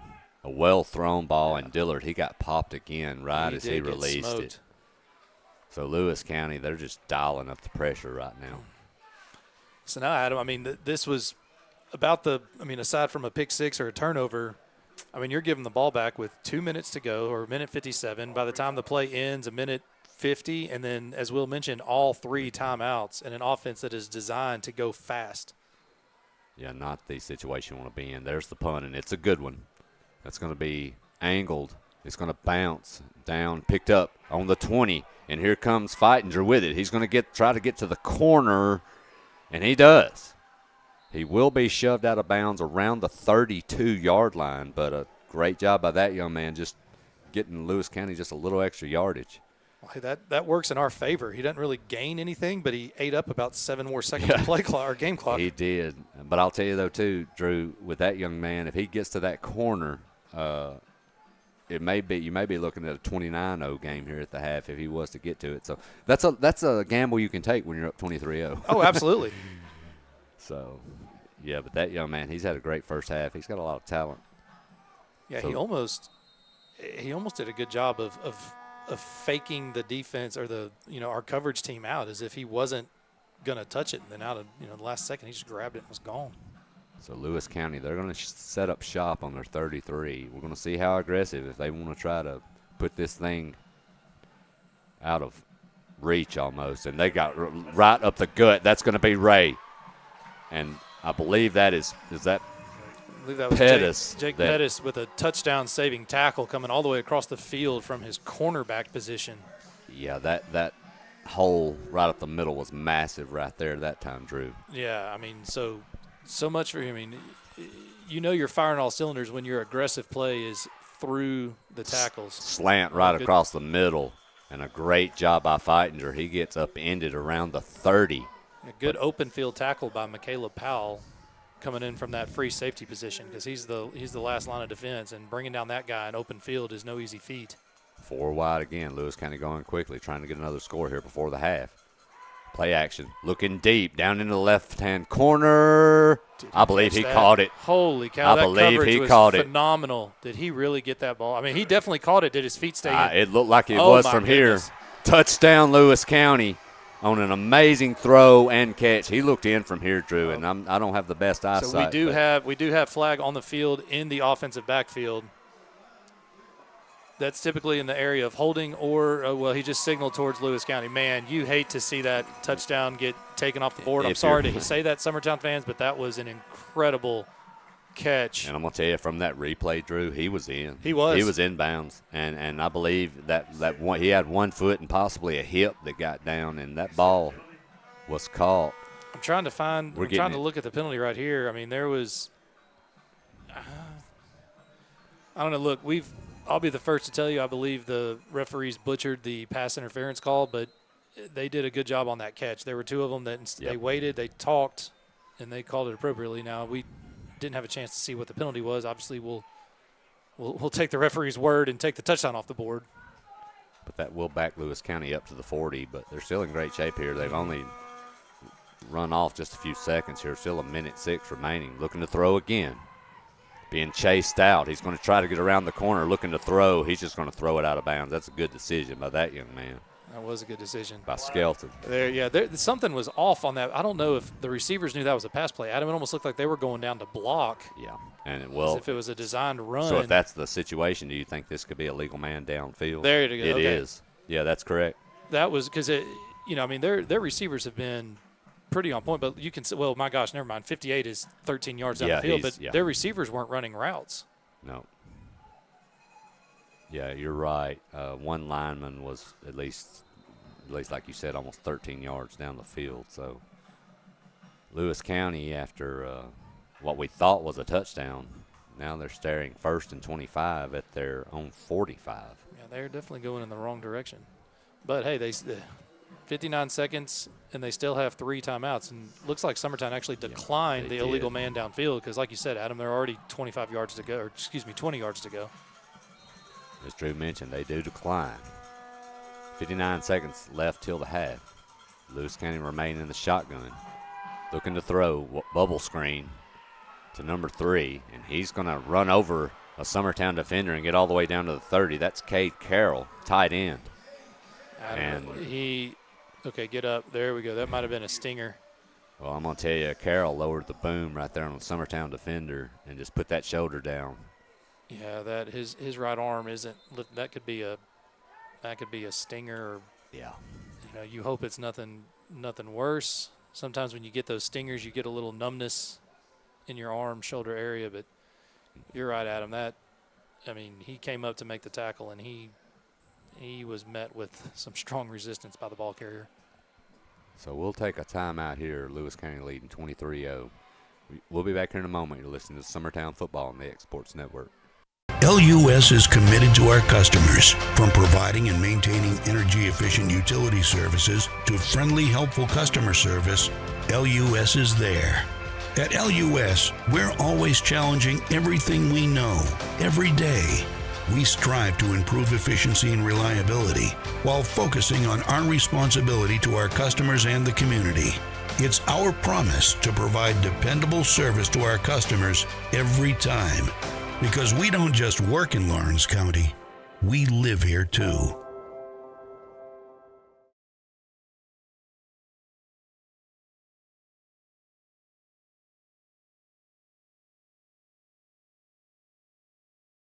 Make your lawn a legacy. At Legacy Lawn and Landscapes, we put more than 16 years of experience into your goals. We won't meet your expectations, we'll exceed them. We offer consultation, installation, maintenance, hardscapes, construction, and land clearing services. Owner John and Jamie Brewer, with their team, are dedicated to providing the highest quality landscape services to commercial and residential clients in Middle Tennessee.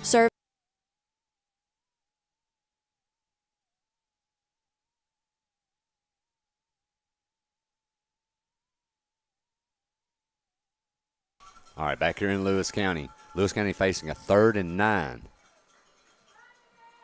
That's going to be handed off around the left edge, and they will get positive yardage down to about the 25, but they will not have the first. They're going to be about 4 yards short. Yeah, it looks like they called a timeout immediately once he hit the ground. So the question is here what they want to do, but they are going to burn a timeout. So we'll take that one with them. We'll be back here in a moment. Being raised in Tennessee, we believe in the importance of family and community. Creating a positive experience at our family-owned and operated business is one of the ways we share that belief. Being in an accident can be extremely stressful. When it came time for my repairs, Mashburn's made it easy. I am lucky to have a wonderful company in my community like Mashburn's Collision Center. It's reassuring to know that I'm in good hands because their work is second to none. We pride ourselves that the Mashburn name is one of the most trusted in Lawrence County since 1981. Mashburn's Collision Center. Let our family take care of yours.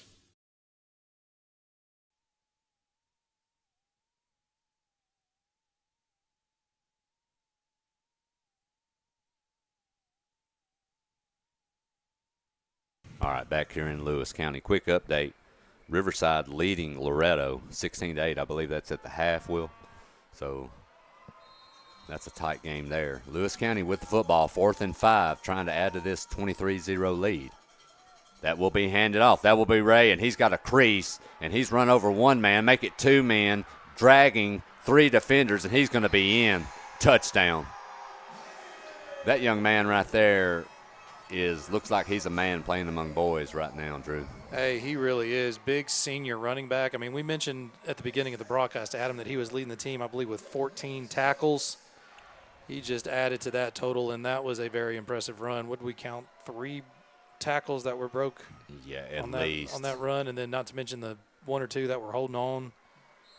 I think at this point, Drew, a 150-pound pit bull could run out here and jump on the back of him. I think he'd just go ahead and drag him with him. Absolutely. I mean, on our sheet, he's listed as 5'10", 200 pounds. I mean, that is a – they're going for 2. Why not? And Ray, just give it to the man. I don't blame him. I would too.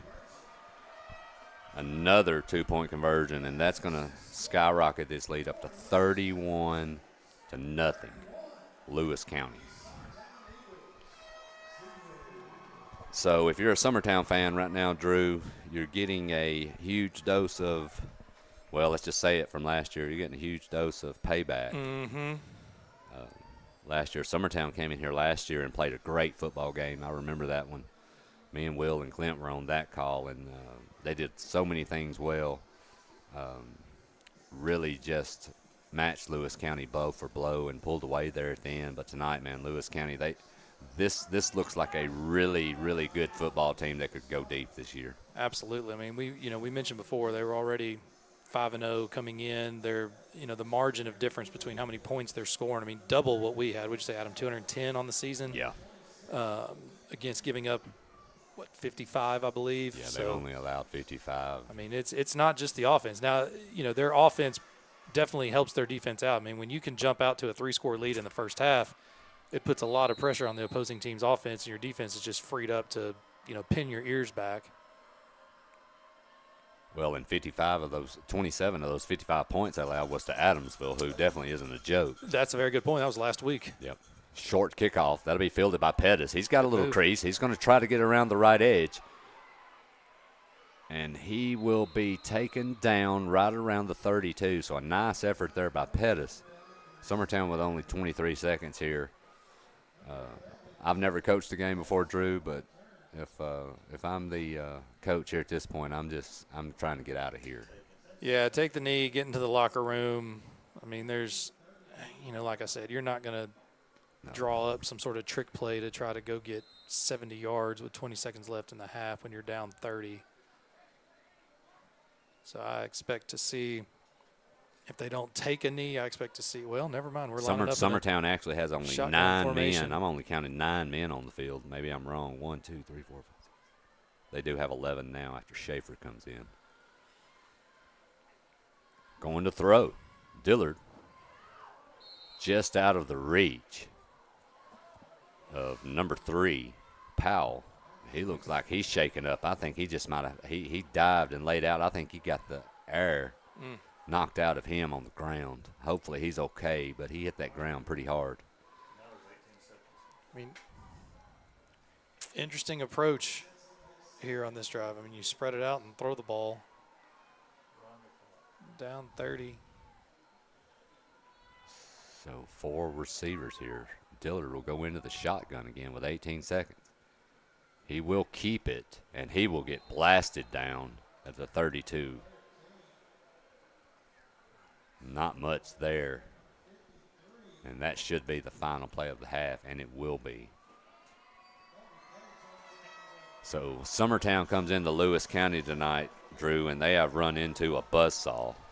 Yeah, they're Coach Winfield will have a lot to talk about during this halftime. I believe it is homecoming, so maybe they have a little extended halftime so we can do a little gut check. And, like I said, at this point, you just got to come out and execute. So interesting to see what type of fight we have in this Summertown team when we resume play here in about 20 minutes. Well, we'll be back here in 20 minutes. Clock has started running here for the half. Summertown trailing 31-0. You're listening to Summertown Football on the X Sports Network. Since opening our doors in 1904, Builtwell Bank has existed to be the local economic engine for the communities we serve. No matter if you're buying a car, saving for retirement, or finally buying that forever home, Builtwell Bank is here to help. From personal checking and savings accounts to a full suite of business and commercial banking with treasury management services, we'll make sure you'll have a dedicated Builtwell banker that understands your unique needs and stands by you every step of the way. No matter where you are in Tennessee or Northwest Georgia, there's likely a Builtwell Bank location nearby. Come see us and let our dedicated financial team help you with all of your banking needs. Member FDIC. From our humble beginnings to today, Parks Lumber Company has continuously served Lawrence and surrounding counties for over a century. Although we started as a small lumber yard in 1896, we have grown to include everything you need to make your dream project come to life. No matter your building needs, our experienced staff will be with you every step of the way to ensure you receive the highest customer service and attention to detail you deserve. Visit us at 106 2nd Street or on Facebook. We guarantee you will see working with PLC is as easy as 1, 2, 3. Are you looking for a non-factory job environment? Livingstone Freight Solutions is a 3PL company that began managing warehouses in Tennessee, Alabama, and Mississippi. With our multiple shifts and experienced management team, our goal is to give you as an employee a safe family work environment and competitive wages. We offer a wide variety of employment opportunities from forklift drivers to management level positions. We also strive to offer a competitive benefit package and PTO options. For more information or to apply, visit us at livingstonefs.com or give us a call at 931-269-3255. Got a dent, a ding, a scratch, or a bent fender? Major or minor, Car Country Collision Center in Leoma can fix you up. Car Country works with all insurance carriers, gives free estimates, can work on foreign and domestic vehicles, and has experience you can trust. They've been in business since 1990. Unfortunately, accidents happen, but you can get your car back on the road with as little hassle as possible with the help of Car Country. Call 931-852-4708 or stop by at 2567 Highway 43 South in Leoma. There are now more ways to save at Quick Mart. Become a Quick Club member and easily earn rewards on qualifying purchases at Quick Mart convenience stores using the Quick Club app, available on the Apple App Store and Google Play. To save on fuel for work, use the Fuel Rewards Pro app to earn 5 cents a gallon on work fill-ups and redeem the savings for yourself. To get started, visit fuelrewards.com/pro or download the app in the Apple App Store and Google Play. Flooring sets the tone throughout your home. For flooring that makes the right first impression, start by choosing us, Floored by Justin. A one-stop flooring destination. Our new location stands alone for unequaled customer service and selection. Owner Justin Story's mastery of custom hardwood inlays means every room can have a custom look. Discover how the right choice of hardwood, laminate, carpet, or tile can set the tone in your home. Contact Floored by Justin today. Hey, this is Phil Hooper. Get the look you want for your favorite school, church, or business with apparel from HD Ink Screen Printing in Leoma, Tennessee. Got a logo you need embroidered or screen printed? Let HD Ink give you the professional look that sets the bar in today's world. We do fundraisers and custom designed apparel and so much more. Call today, 931-201-2961, or come see us at our new shop located at 26 Ingram Road in Leoma. Remember, HD Ink for the look you want and the look you deserve. LUS is committed to our customers, from providing and maintaining energy-efficient utility services to friendly, helpful customer service. LUS is there. At LUS, we're always challenging everything we know, every day. We strive to improve efficiency and reliability while focusing on our responsibility to our customers and the community. It's our promise to provide dependable service to our customers every time. Because we don't just work in Lawrence County, we live here too.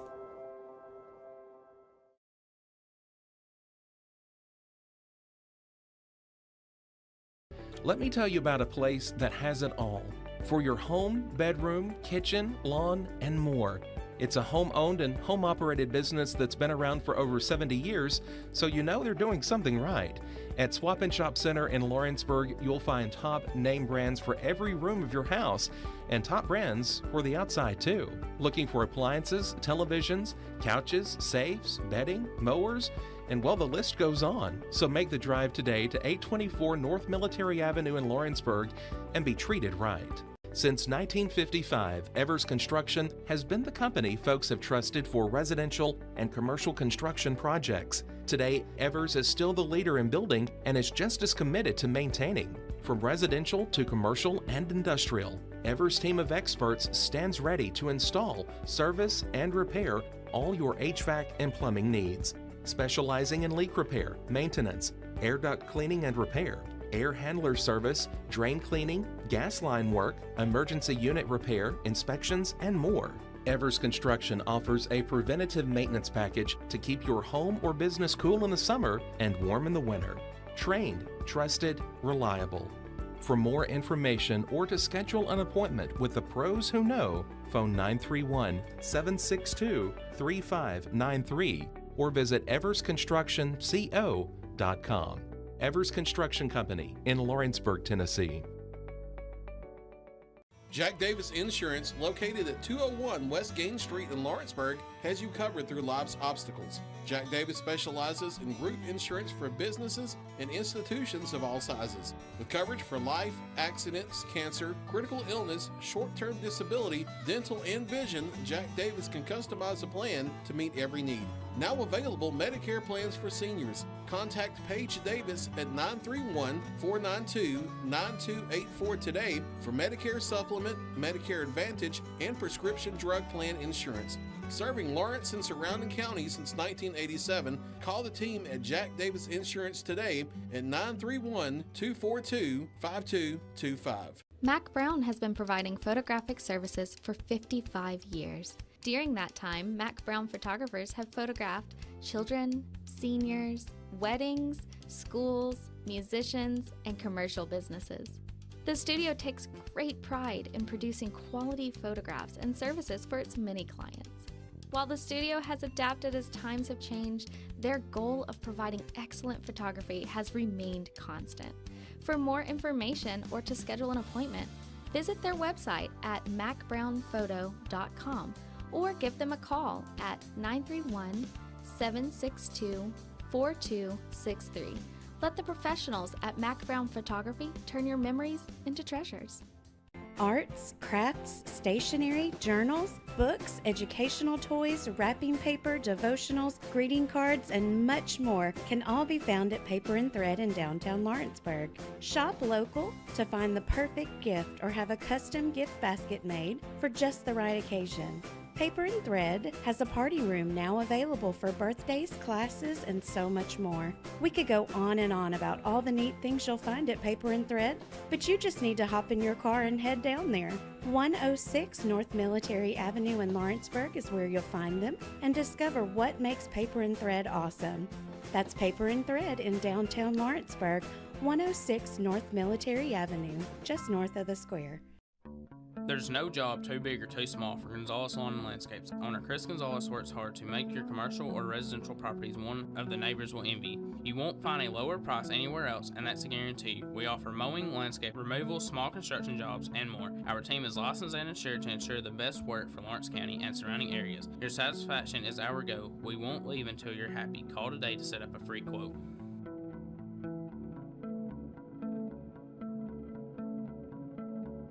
Top quality equipment rentals at the right price. It's not too good to be true at Rent Right Equipment and Sales. We guarantee clean, reliable products that are up to your standards. Our family-owned business has been doing that for more than 40 years. Let our friendly and knowledgeable staff take care of you from purchase to maintenance. Saws, drills, lifts, mowers, generators, you name it, we've got it. Stop by and see our inventory today, located on Buffalo Road in Lawrenceburg. Make your lawn a legacy. At Legacy Lawn and Landscapes, we put more than 16 years of experience into your goals. We won't meet your expectations, we'll exceed them. We offer consultation, installation, maintenance, hardscapes, construction, and land clearing services. Owner John and Jamie Brewer, with their team, are dedicated to providing the highest quality landscape services to commercial and residential clients in Middle Tennessee. Service, teamwork, results. That's how you leave a legacy. There's a reason owners Tyler and Cindy McDowell chose the name In Service for their towing business. They did because it's their goal to be in service for you on the day that you need them the most. In-Service Towing is now known far and wide for their response time because minutes matter when you're broken down. Or their 24/7 availability, you can call them anytime for service. Their professional team with years of experience and their fairness, plus their know-how in dealing with the unexpected. But the thing that In-Service is known best for is how they treat their customers, and that's like family. When you need them, call them 931-843-9098. Volco Auto Supply in Lawrenceburg has a legacy of being a family-owned and operated company. Since 1927, our business has grown and evolved into today's one-stop source for all your automotive supplies. But in that time, one thing has stayed the same, and that's our commitment to our customers and their needs. At Volco Auto Supply, you'll find everything for your car, truck, or even fleet of vehicles, but with good old-fashioned customer service the way it needs to be. That's Volco Auto Supply, 416 Buffalo Road in Lawrenceburg. Visit VolcoAuto.com. The Raptor Series from Hustler Turf. A premium line of residential mowers designed with a wide stance for operator comfort. A one-piece 11-gauge steel frame and welded steel deck for added durability.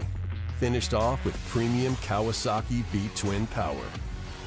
We are Hustler Turf, and this is Hustler Country.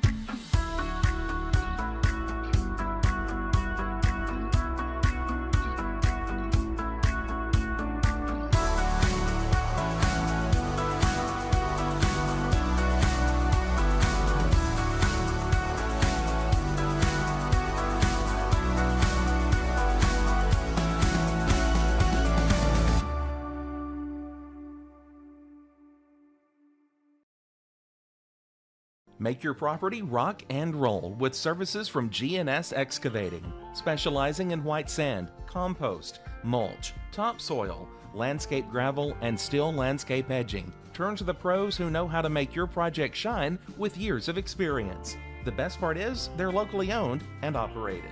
Choose from a vast selection of mulch and rock from their conveniently located facility at number 3 Valley Road in Lawrenceburg, just off Buffalo Road. Phone 931-279-3841 and get started today.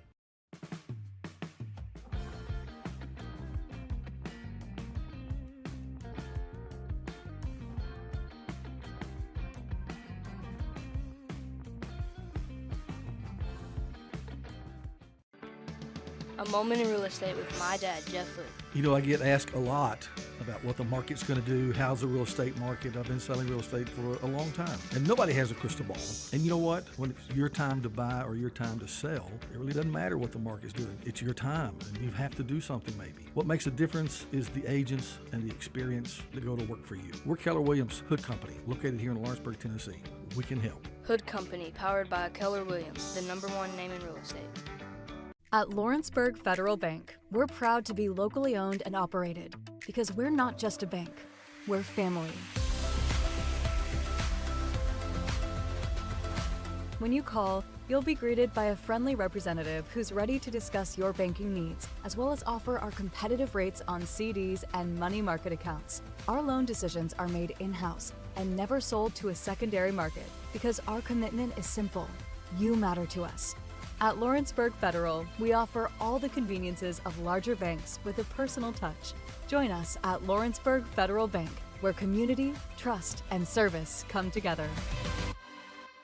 Swap and Shop Center in Lawrenceburg is your go-to stop to complete your home, business, a combination of both, or really anything you can think of.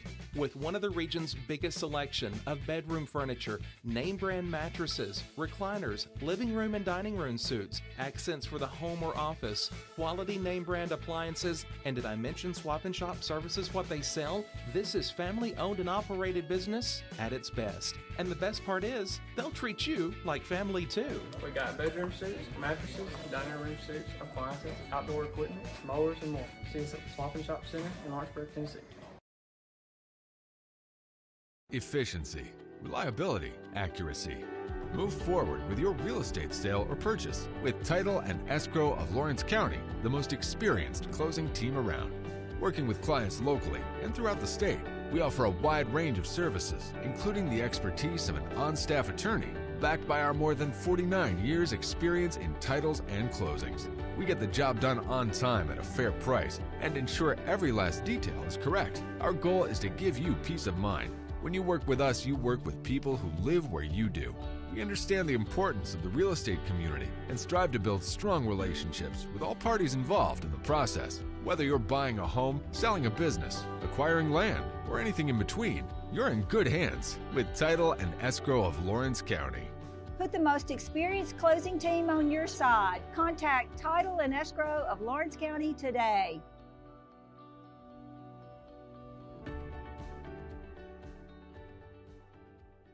Welcome to Employee Resources Credit Union, where you're more than just a number, you're family. We provide financial solutions that rise above those of traditional banks. With roots stretching back to 1964, we've served 4 generations during constant industry changes. We're known for our low fees and incredible rates. Join us and experience the credit union difference. ERCU, not for profit, for service.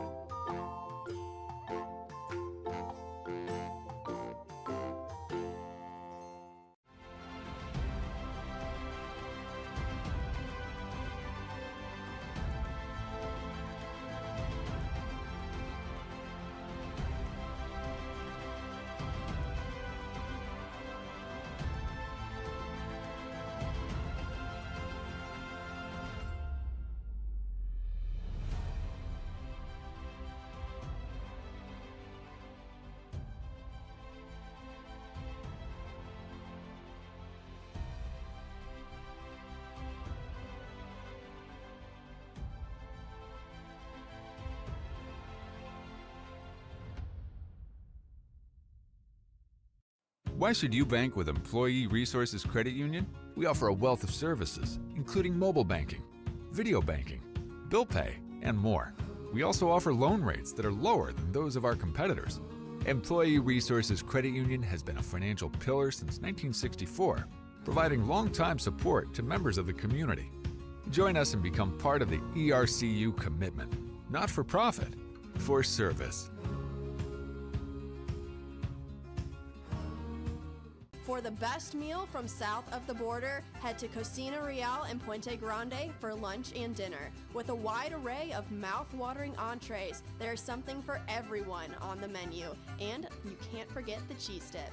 They'll treat you like family, and you'll never leave hungry. Make Cocina Real Mexican Restaurant and Puente Grande Mexican Restaurant your choice for authentic cuisine, located in Lawrenceburg, Tennessee.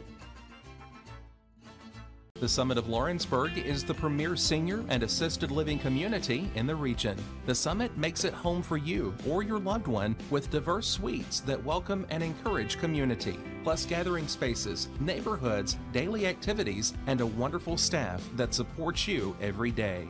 Hi, I'm Tara Blue. I'm the new director of the Summit, and we would like to invite you and your family to come and tour our facility. We would love to see you here.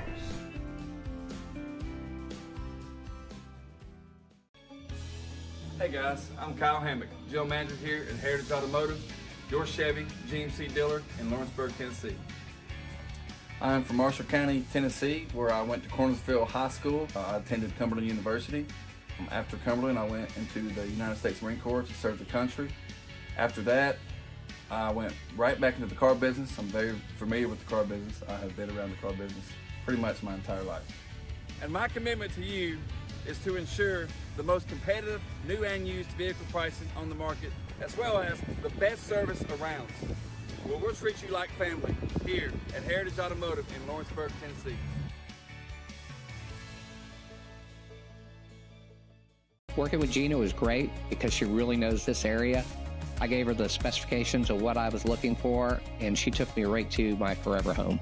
I met Gina when she sold my son's home within 5 days after it hit the market. With my home, from the day the sign hit the yard to the day we signed the papers, Gina was there every step of the way. Her involvement in the sale of my home was the best decision that I made. We never felt like Gina was pushing us to make a deal with a buyer. She knew what we wanted, and she worked diligently to get us the best offer for our properties. Working hard for my clients to make their dreams come true. Let me work for you.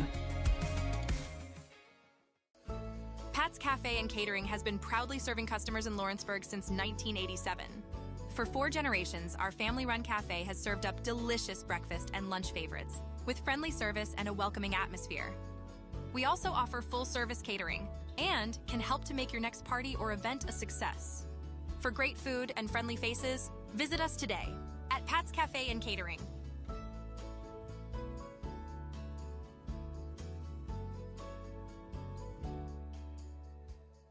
Shop McMaster's Home Gallery for furniture, appliances, and more. And shop quality. Shop convenience.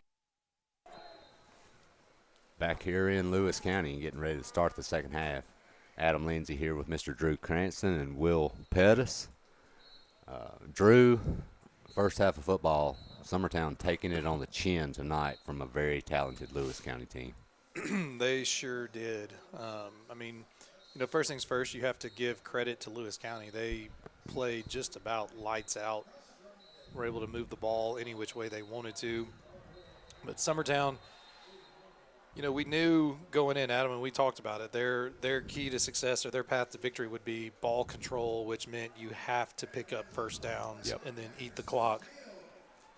And getting stopped and getting in those third and long scenarios is not going to help you achieve that strategy. So hopefully, you make some adjustments at halftime and put some good things on film just to try to build something positive out of the second half. Defensively, to me, Lewis County has been extremely impressive. But I will say, in opposition to that, offensively, they do a lot of things well. They throw the ball when necessary. They mix up plays well. And I'm going to tell you, Drew Ray, that young man has just basically done whatever he wants tonight, anytime he wants to do it. Absolutely, yeah. He is he is definitely a special player. I mean, he's got the look, he's got the build, he's got the attributes. Adam, one thing that impressed me is just watch their discipline on offense. When they want to go tempo, they get the ball, like when they're tackled, watch their ball carriers, whether it's receiver, quarterback, running back, they find the official, they get the ball spotted, and then they are at the line of scrimmage. And you mentioned it earlier during one of their drives where they will mix the tempo up. Yep. So they stayed no huddle, but one time they were getting up to the line and snapping the ball under 10 seconds. Another time they were getting up on the line, and then they would get the signal from the sideline and snap it at about 15, 20. But either way, I've been impressed with just their overall discipline in running the offense. So Lewis County with the big lead, and they're also going to be getting the football here. Summertown getting set to kick off. If you're Summertown, you just need to try to find something positive here, no matter how small it might be, to try to get something to build on. Absolutely, and I would avoid kicking this one to number 2. Hoffman with the kick is a short pooch kick. It will be fielded by Wise. He's going to get a crease, and he'll be taken down on a nice tackle there by number 6, Tajan White. Great tackle by that young man. I believe he is a freshman. Yeah, that's player. the first time we've called his name this year, I think. Yeah, good job. Stayed in his lane there on the kick coverage, so when he went to cut back, he was there waiting for him. Yeah, he did a nice job going low on the tackle, too. He was outsized a lot, but great play by that young man. Lewis County, they will set up, though, on their own 40. At this point, if you're Summertown, Drew, you're trying to keep this thing. Actually, it actually is a running clock already. This thing is already rolling. That'll be snapped. I think we're going to have a false start. Mm-hmm. Yeah, we were not sure if it was a 30 or 35-point deficit for a running clock. But it looks like that's what we're in. So we do have a running clock this half as of right now. It is rolling. So Lewis County with a false start, that will back them up 5 yards to their own 35.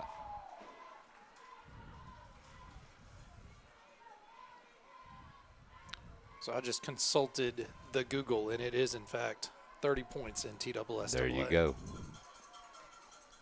I thought it was 35. It must have changed. Man in motion. We're going to have another whistle. And I believe you're going to have a delay of game. Lewis County took too much time. So they're going to back up another 5. So I believe if the play, after a play that's tackled, or excuse me, after a change of possession or a stoppage, the play clock resets at 25, not the full 40. Yep. And so I think that may be what got him there, was maybe the quarterback was thinking 40 seconds. So first down and 20. In the shotgun is Skelton. He's going to look to throw. A little bubble screen. A little bit of room around the edge. And that will be a short gain. And that will go to Carroll, the tight end. Good job by number 22, Brad Hoffman, on that tackle, making an open field tackle, squaring his body up to the ball carrier and was able to bring him down. They're still behind the sticks. The stands, it's weird, Drew, eerily quiet right now, this whole stadium. Yeah, I mean, seeing Andrew get injured definitely changed the feeling of the game. Going deep. He's got a man, and he's there. That is going to be Ray, and he's gone. A beautiful throw by Skelton on the money. Ray never even had to break stride. That's just almost not fair. As talented as he is running the ball out of the backfield, and then you hit him on that go route, and you're right, Adam. I mean, just stride for stride. Beautiful pass, beautiful catch. Yeah, and that's how it's done. They actually went empty backfield that time with 5 wide and still had plenty of time to throw the football back there. Had a nice little pocket and found his man. Oh, absolutely. He stepped into that throw. I mean, I didn't see where that ball let go, but I mean, that ball had to travel 45, 50 yards in the air. So the clock has stopped. Extra point is no good. Oh, wow, he just pushed it. That may be the only mistake Lewis County's made tonight. I think that's the first extra point they've attempted as a kick. I believe they've gone. Well, you know, they were going to. Haven't they? Oh, that's right. They were going to at one point, and Summertown had the, I believe that was the horse collar on horse the collar. broken snap. So that pushed them to the one where they did go for it. So we'll be back here in a moment. You're listening to Summertown Football on the X Sports Network.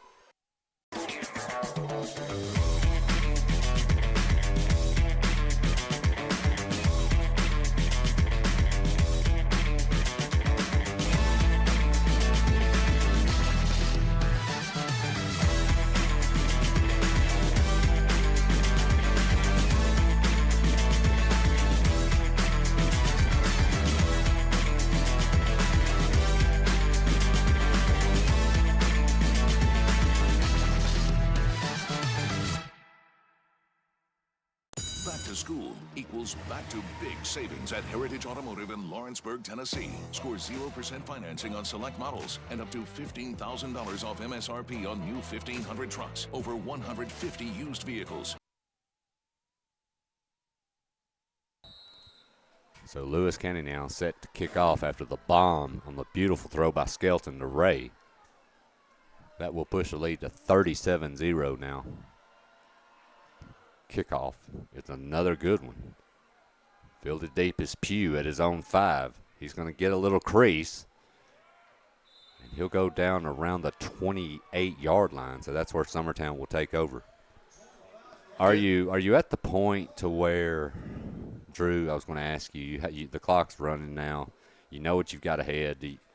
Do you look at getting some of these starters with all the injuries you have, like Dillard, your quarterback, or do you look at making those moves or not? What do you think? I personally would want to protect my guys. I mean, look, I'm all about, never say die, the whole Rocky mentality. But, 37 points, running clock, the math just doesn't work. So at that case, we completed this pass. We'll let this play finish. Good little pass and catch. I didn't see. I believe that's Pettis. Is that Jake? There you go. Good pass and catch. But yeah, Adam, at this point, I'm trying to protect my players. You're coming into a bye week, which is nice. We were talking about the schedule in the district.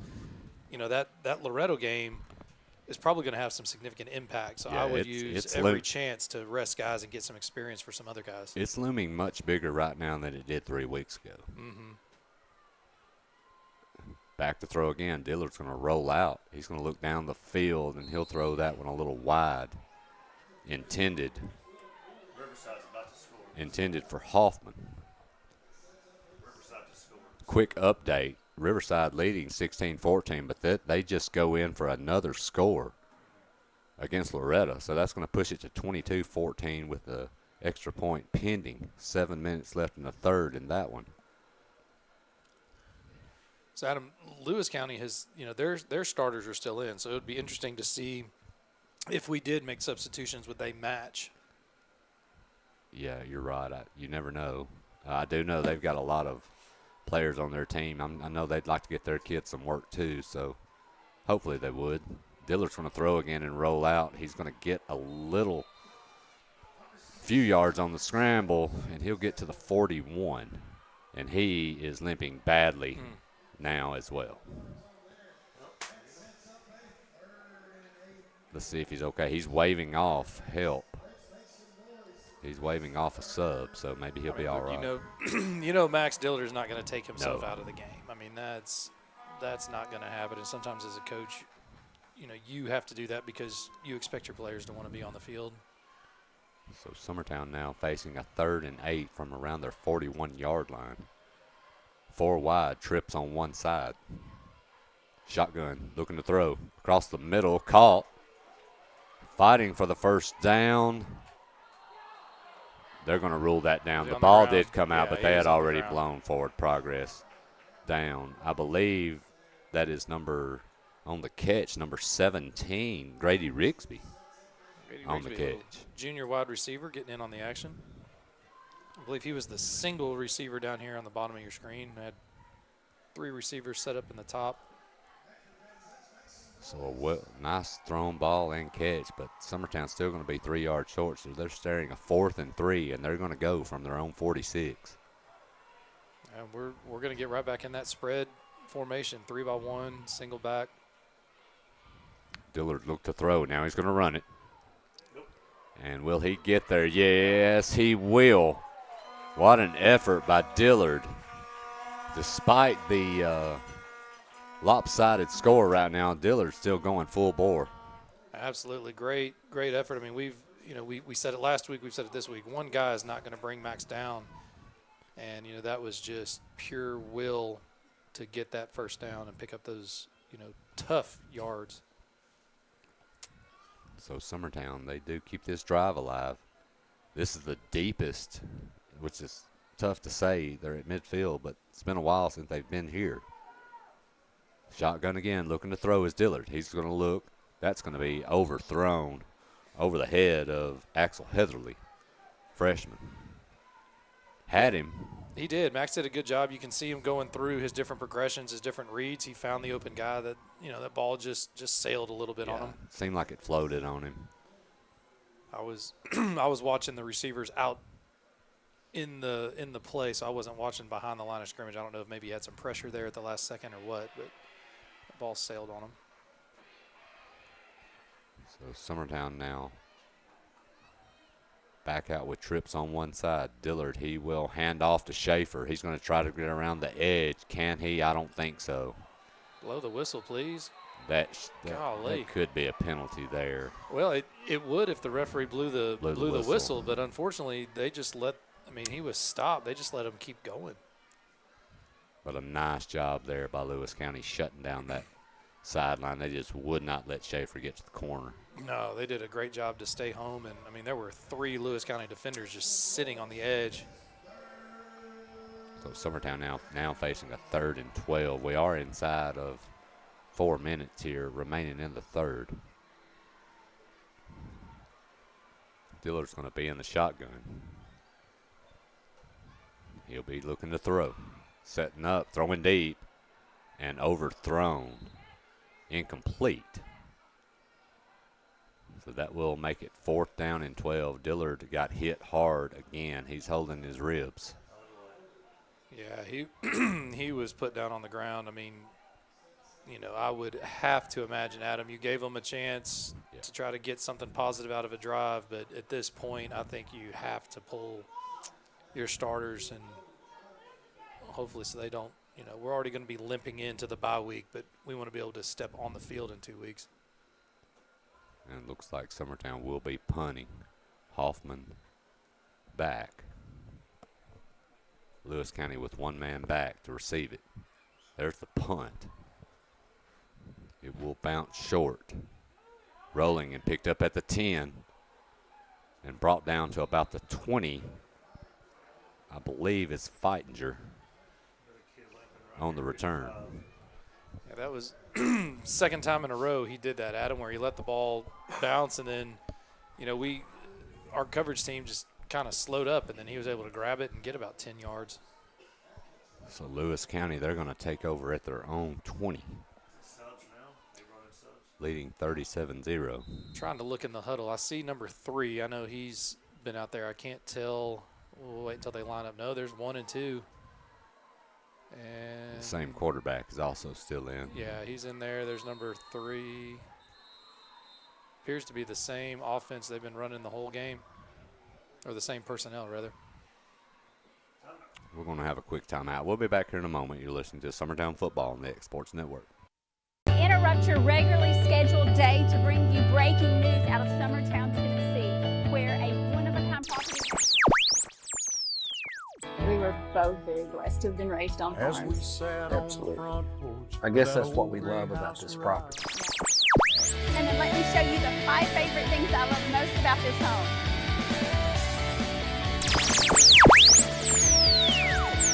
Welcome to our newest listing.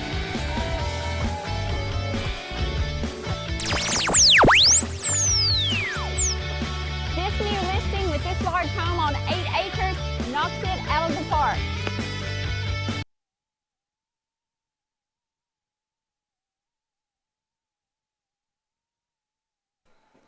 Back here in Hornwall, Lewis County with the football on their own 20.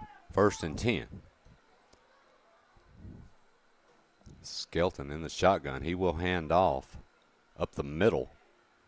Nice run there by Braylon Bean. Adam, it does look like Summertown has started to make substitution on the defensive side, and now we just have basically a shift change for Lewis County. It looks like they're bringing on 11 new guys, and they'll give their offensive starters a little curtain call on their way out of off the field. Well deserved tonight. That group, man, this is a talented team, and they really showed a ton of skill tonight on how to play the game. Sure did. Handoff up the middle, and some running room for a 1st down. I'm trying to find who that young man is. I believe it was number 21. That would be Knox Rainey, a 5'6" freshman. So, I mean, boy, he didn't miss a beat. He got the ball, and he was running hard. We do have a running clock, as mentioned, and we are inside of a minute left here in the 3rd quarter. In the shotgun again. Snap handed off. And swarmed under is Rainey, again around the 35. Could be the last play.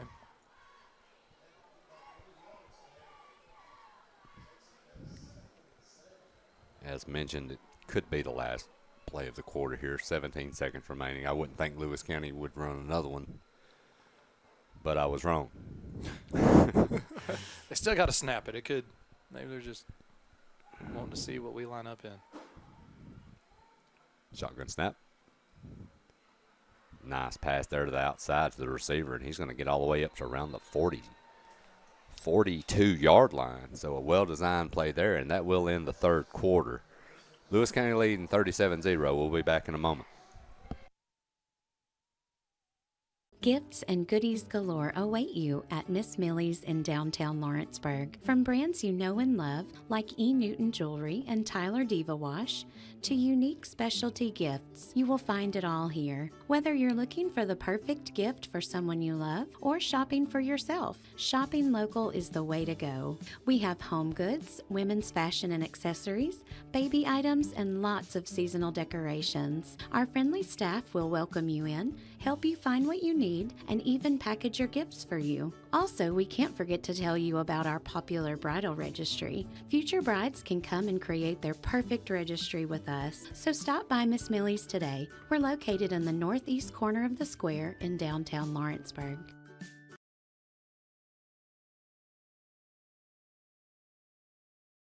Some things just never go out of style, like craftsmanship you can trust. Since 1902, H.B. Brink & Company has been building more than homes, they've built trust. Locally owned and operated in Lawrence County, Tennessee for over a century, spanning 3 generations, extending their craft to surrounding counties, providing lumber, millwork, tools, and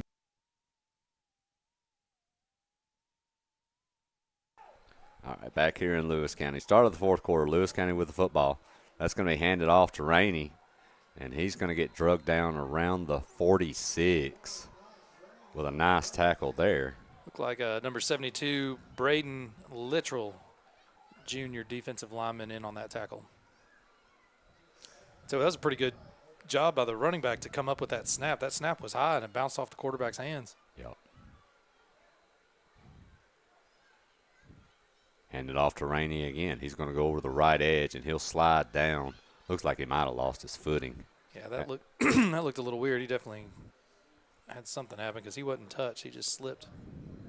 A lot of young faces on the field right now for both teams. We'll try to keep you updated as much as we can. I see number 61 in for Summertown. That is Brady Picanzo. Is that right, Will? I can't help you on that one. It looks right. That's how it's spelled. I do see Braxel Olmstead, number 4 here in the DB slot. Hand it off to Rainey again. He'll get to the 49. And he's going to be close to that first down marker, but I think he's going to be a little short. I saw number 52, Connery Wiseman, was one of the Summertown Eagle defenders that was in on that tackle, and I believe number 72, Braden Littrell, was also a part of that process and bringing the ball carrier down.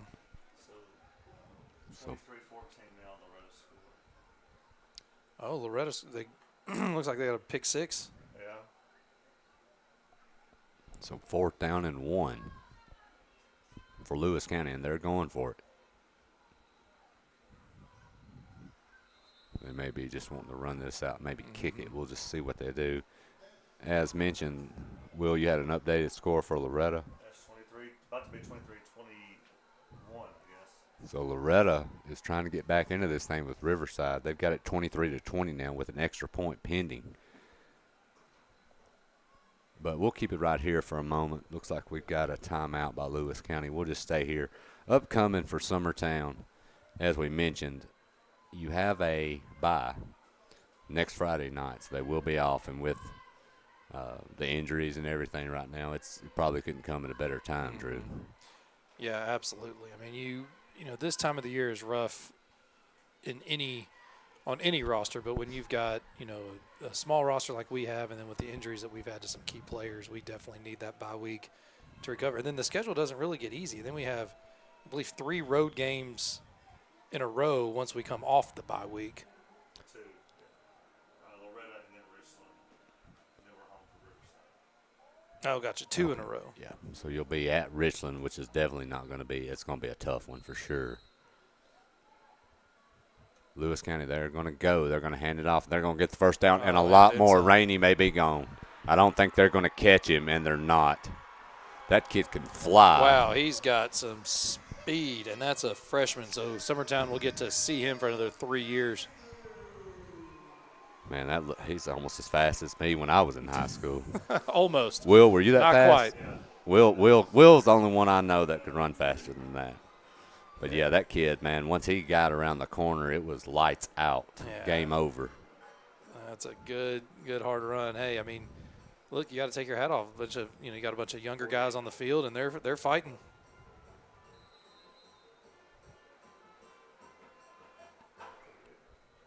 Also, quick update, too.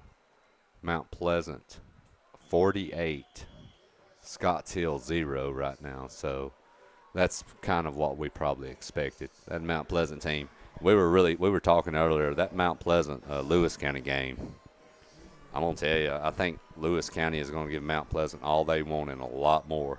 That is going to be a fun game to watch. Do we know when that game is? Is that yeah, I've got that here. Schedule? Lewis County's upcoming schedule. They got Summertown tonight. They're at Scotts Hill, which should be a lopsided victory. Yeah. At number 6 Lexington, but they've got that 2 games right there. They're at Lexington and then home against Mount Pleasant, so they play the number 6 and number 9 team.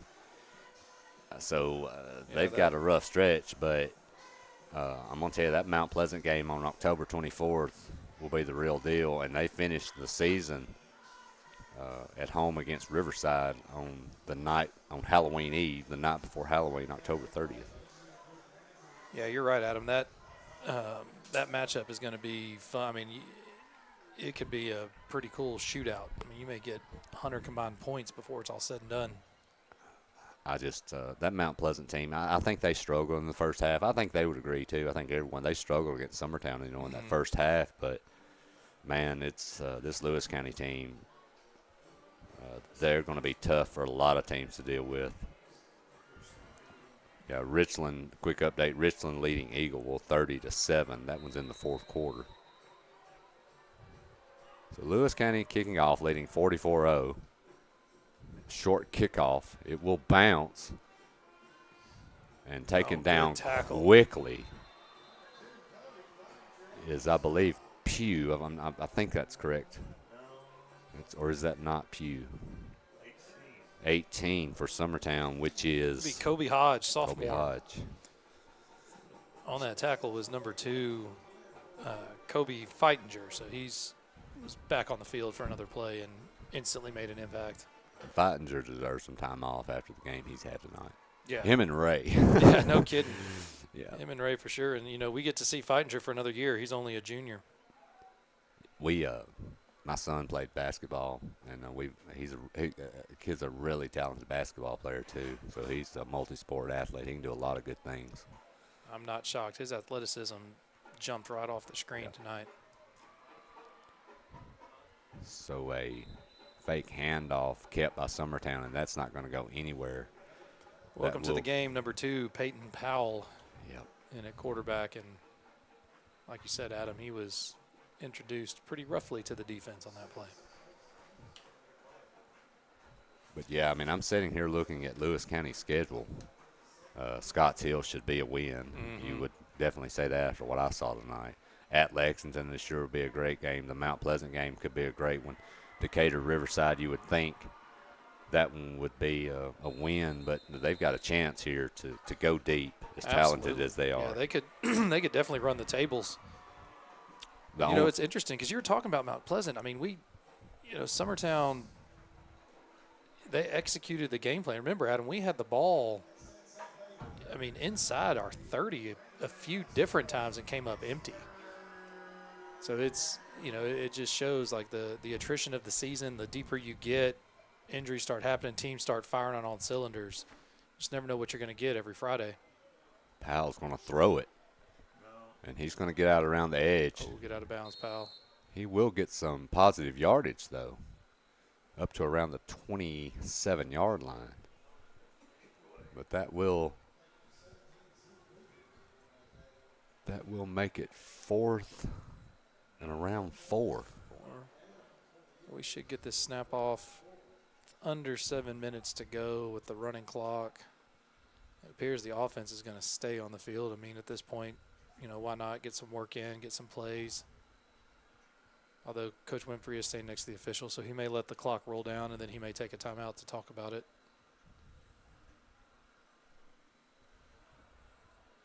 Eerily quiet in the stadium right now. Summertown will get up the line. They got 5 seconds to snap it. And they're not going to get it off. They might have intentionally just taken that one or may have gotten a timeout. Looks like we're getting a delay of game signal, so yeah. Guess one to. Looks like Loretto's forced the punt, so they're going to have a chance to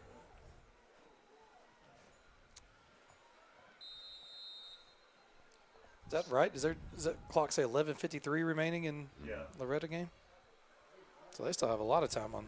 Well, you also have to remember our running clock. Yeah, good point. Also made up for a lot. So in the kick, punted away is Hoffman again. He's been a busy man. There's the punt, struck well. Good ball. It will bounce at the 40, take a Summertown roll all the way to the 34-yard line, and that's where it'll stop. So Lewis County will take over at their own 34. Clock is rolling. But, yeah, as we were talking about the schedules, Lewis County, I mean, to me, they only have 2 possible losses they could even have, and that's going to either be Mount Pleasant or Lexington. But I think they're well capable of going in and winning those football games from what I've seen, too. So this team could end up undefeated at the end of the regular season. Summertown at Richland is going to be a tough game following Loretto. You get your final home game / senior night is on October 24th. That'll be against Riverside at home, and then you finish it at Adamsville the night before Halloween, which is not going to be an easy task. Regardless, Lewis County did beat them, but Adamsville scored 27 points on that team, on this Lewis County team. So you know to score 27 on this Lewis County team, they've got to be very talented offensively. Yeah, you're right. And Adam, you and I got to watch some of that game last week. We had it. Yep. We were able to see it behind us here in the booth, and yeah, we were pretty impressed in what little action we were able to see while our game was going on. But yeah, I mean, Summertown's schedule is not going to do them any favors. Nope. So Lewis County will set up shop 1st and 15. Shotgun snap. They're going to throw, and they're going to go deep. That's lobbed up. They've got a man, but through his hands. Well, I'll tell you what, number 8 was 15 yards behind our cornerback if the quarterback could have gotten it to him. So on a good note, let's talk about something positive. Middle school. Middle school football. Undefeated, am I right? You are right. How about them middle school Eagles? So, yeah, Coach Wes Woods, you know, I know he was a proud coach last night. And I'll tell you what, so they finished at Richland, and that was a very good football team, Adam. I mean, I was incredibly impressed with their team, their players. And it was a dogfight. It came down. Summertown was able to take the lead with under a minute and a half to go in the 4th quarter. So a great, hard-fought football game. Shotgun snap. He'll keep it, trying to get around the right edge. He will get the corner. Nice move there. And coming back across the middle of the field, still on his feet, is number 18, I believe. Is that Phoenix McDonald? I believe so. Excellent. Excellent run by Phoenix there to really just slice and dice through the defense and pick up another first down for Lewis County. So the middle school championship game will be October the 9th. And who are we playing, Drew? So I do know for a fact we were playing Wayne County. Now, we thought once we won that it was guaranteed to be at Summertown. Then I heard that they actually have to have a conversation about it. So I assume the belief is it will be at Summertown since we have the better record. And watch number 21. He's loose again. He has gotten loose again. Good and gosh. He may go again. He might be faster and he than will. their starter. That is Knox Rainey. Wow. And I mean, both of his runs 40-plus yards? Because that was on about the 50-yard line, wasn't it? That one right there kind of had a Barry Sanders-esque kind of feel to it because he gets shut off on one side and completely reverses track and just turns on the afterburners. And once he did, there was no doubt. So Summertown has dropped Lewis County has dropped a 50 spot tonight. So Lewis County with 206 points on the year is fixing to go up to 256. Their allowed is not going to – that was kind of weird. And the extra point is good. Split the uprise. But, so Summertown will face Wayne County. And if it is, in fact, at Summertown, that would be a cool way to bookend the season. So we opened the new stadium at home, or the middle school opened the new stadium on a Thursday night against Wayne County and was able to come out victorious. I think that was our second game of the season maybe. And then so it would only be fitting that here on October 9th, those two teams meet again at Summertown Stadium. And, it would be really cool if Summertown was able to cap off an undefeated season by beating Wayne County for a second time and end up, taking home the middle school district championship. How I know we've talked about Summertown's high school injuries and some of the things they face this year.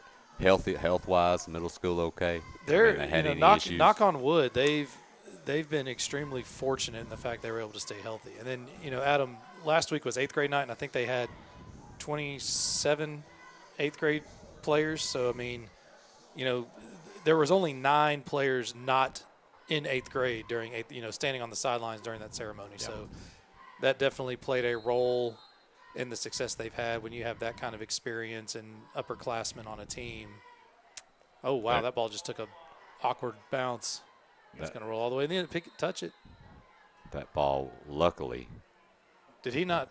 I thought if we touched it, it was a live ball. Did we not? Maybe it. Evidently, he did not just touch went right it. Past him. Boy, that took a mean hop. But the kickoff gets by the Summertown return man and trickles into the end zone for a touchback. Of course, in high school, that is a touchback. Right, yeah, once it breaks the plane, period, correct? Yeah, once it breaks the plane, period. So fortunate there. But 1:30 left here, and this clock is rolling, so this one will be over quickly. Yeah, we might get maybe 3 plays if we push it. Looks like we got Axel Heatherly, freshman wideout, here at the bottom of your screen, and I can't read the top receiver's number. Trying to get around the right edge, but tackle. Nowhere to go. Great tackle there by number 4, Sean Lewis, a junior. Yeah, I tell you, Lewis County has they've got some depth. They've got some upperclassmen on the roster. So, again, Adam, I mean, you look at, let's say the chalk plays out and they do go undefeated, or even, they drop one of those 2 games there towards the end of the season. You're looking at a team that's going to have 7, 8+ wins. And even though they've got some great senior talent, they've got some depth coming back. So they're going to be, a force to be reckoned with for the next couple of years. Hand it off up the middle.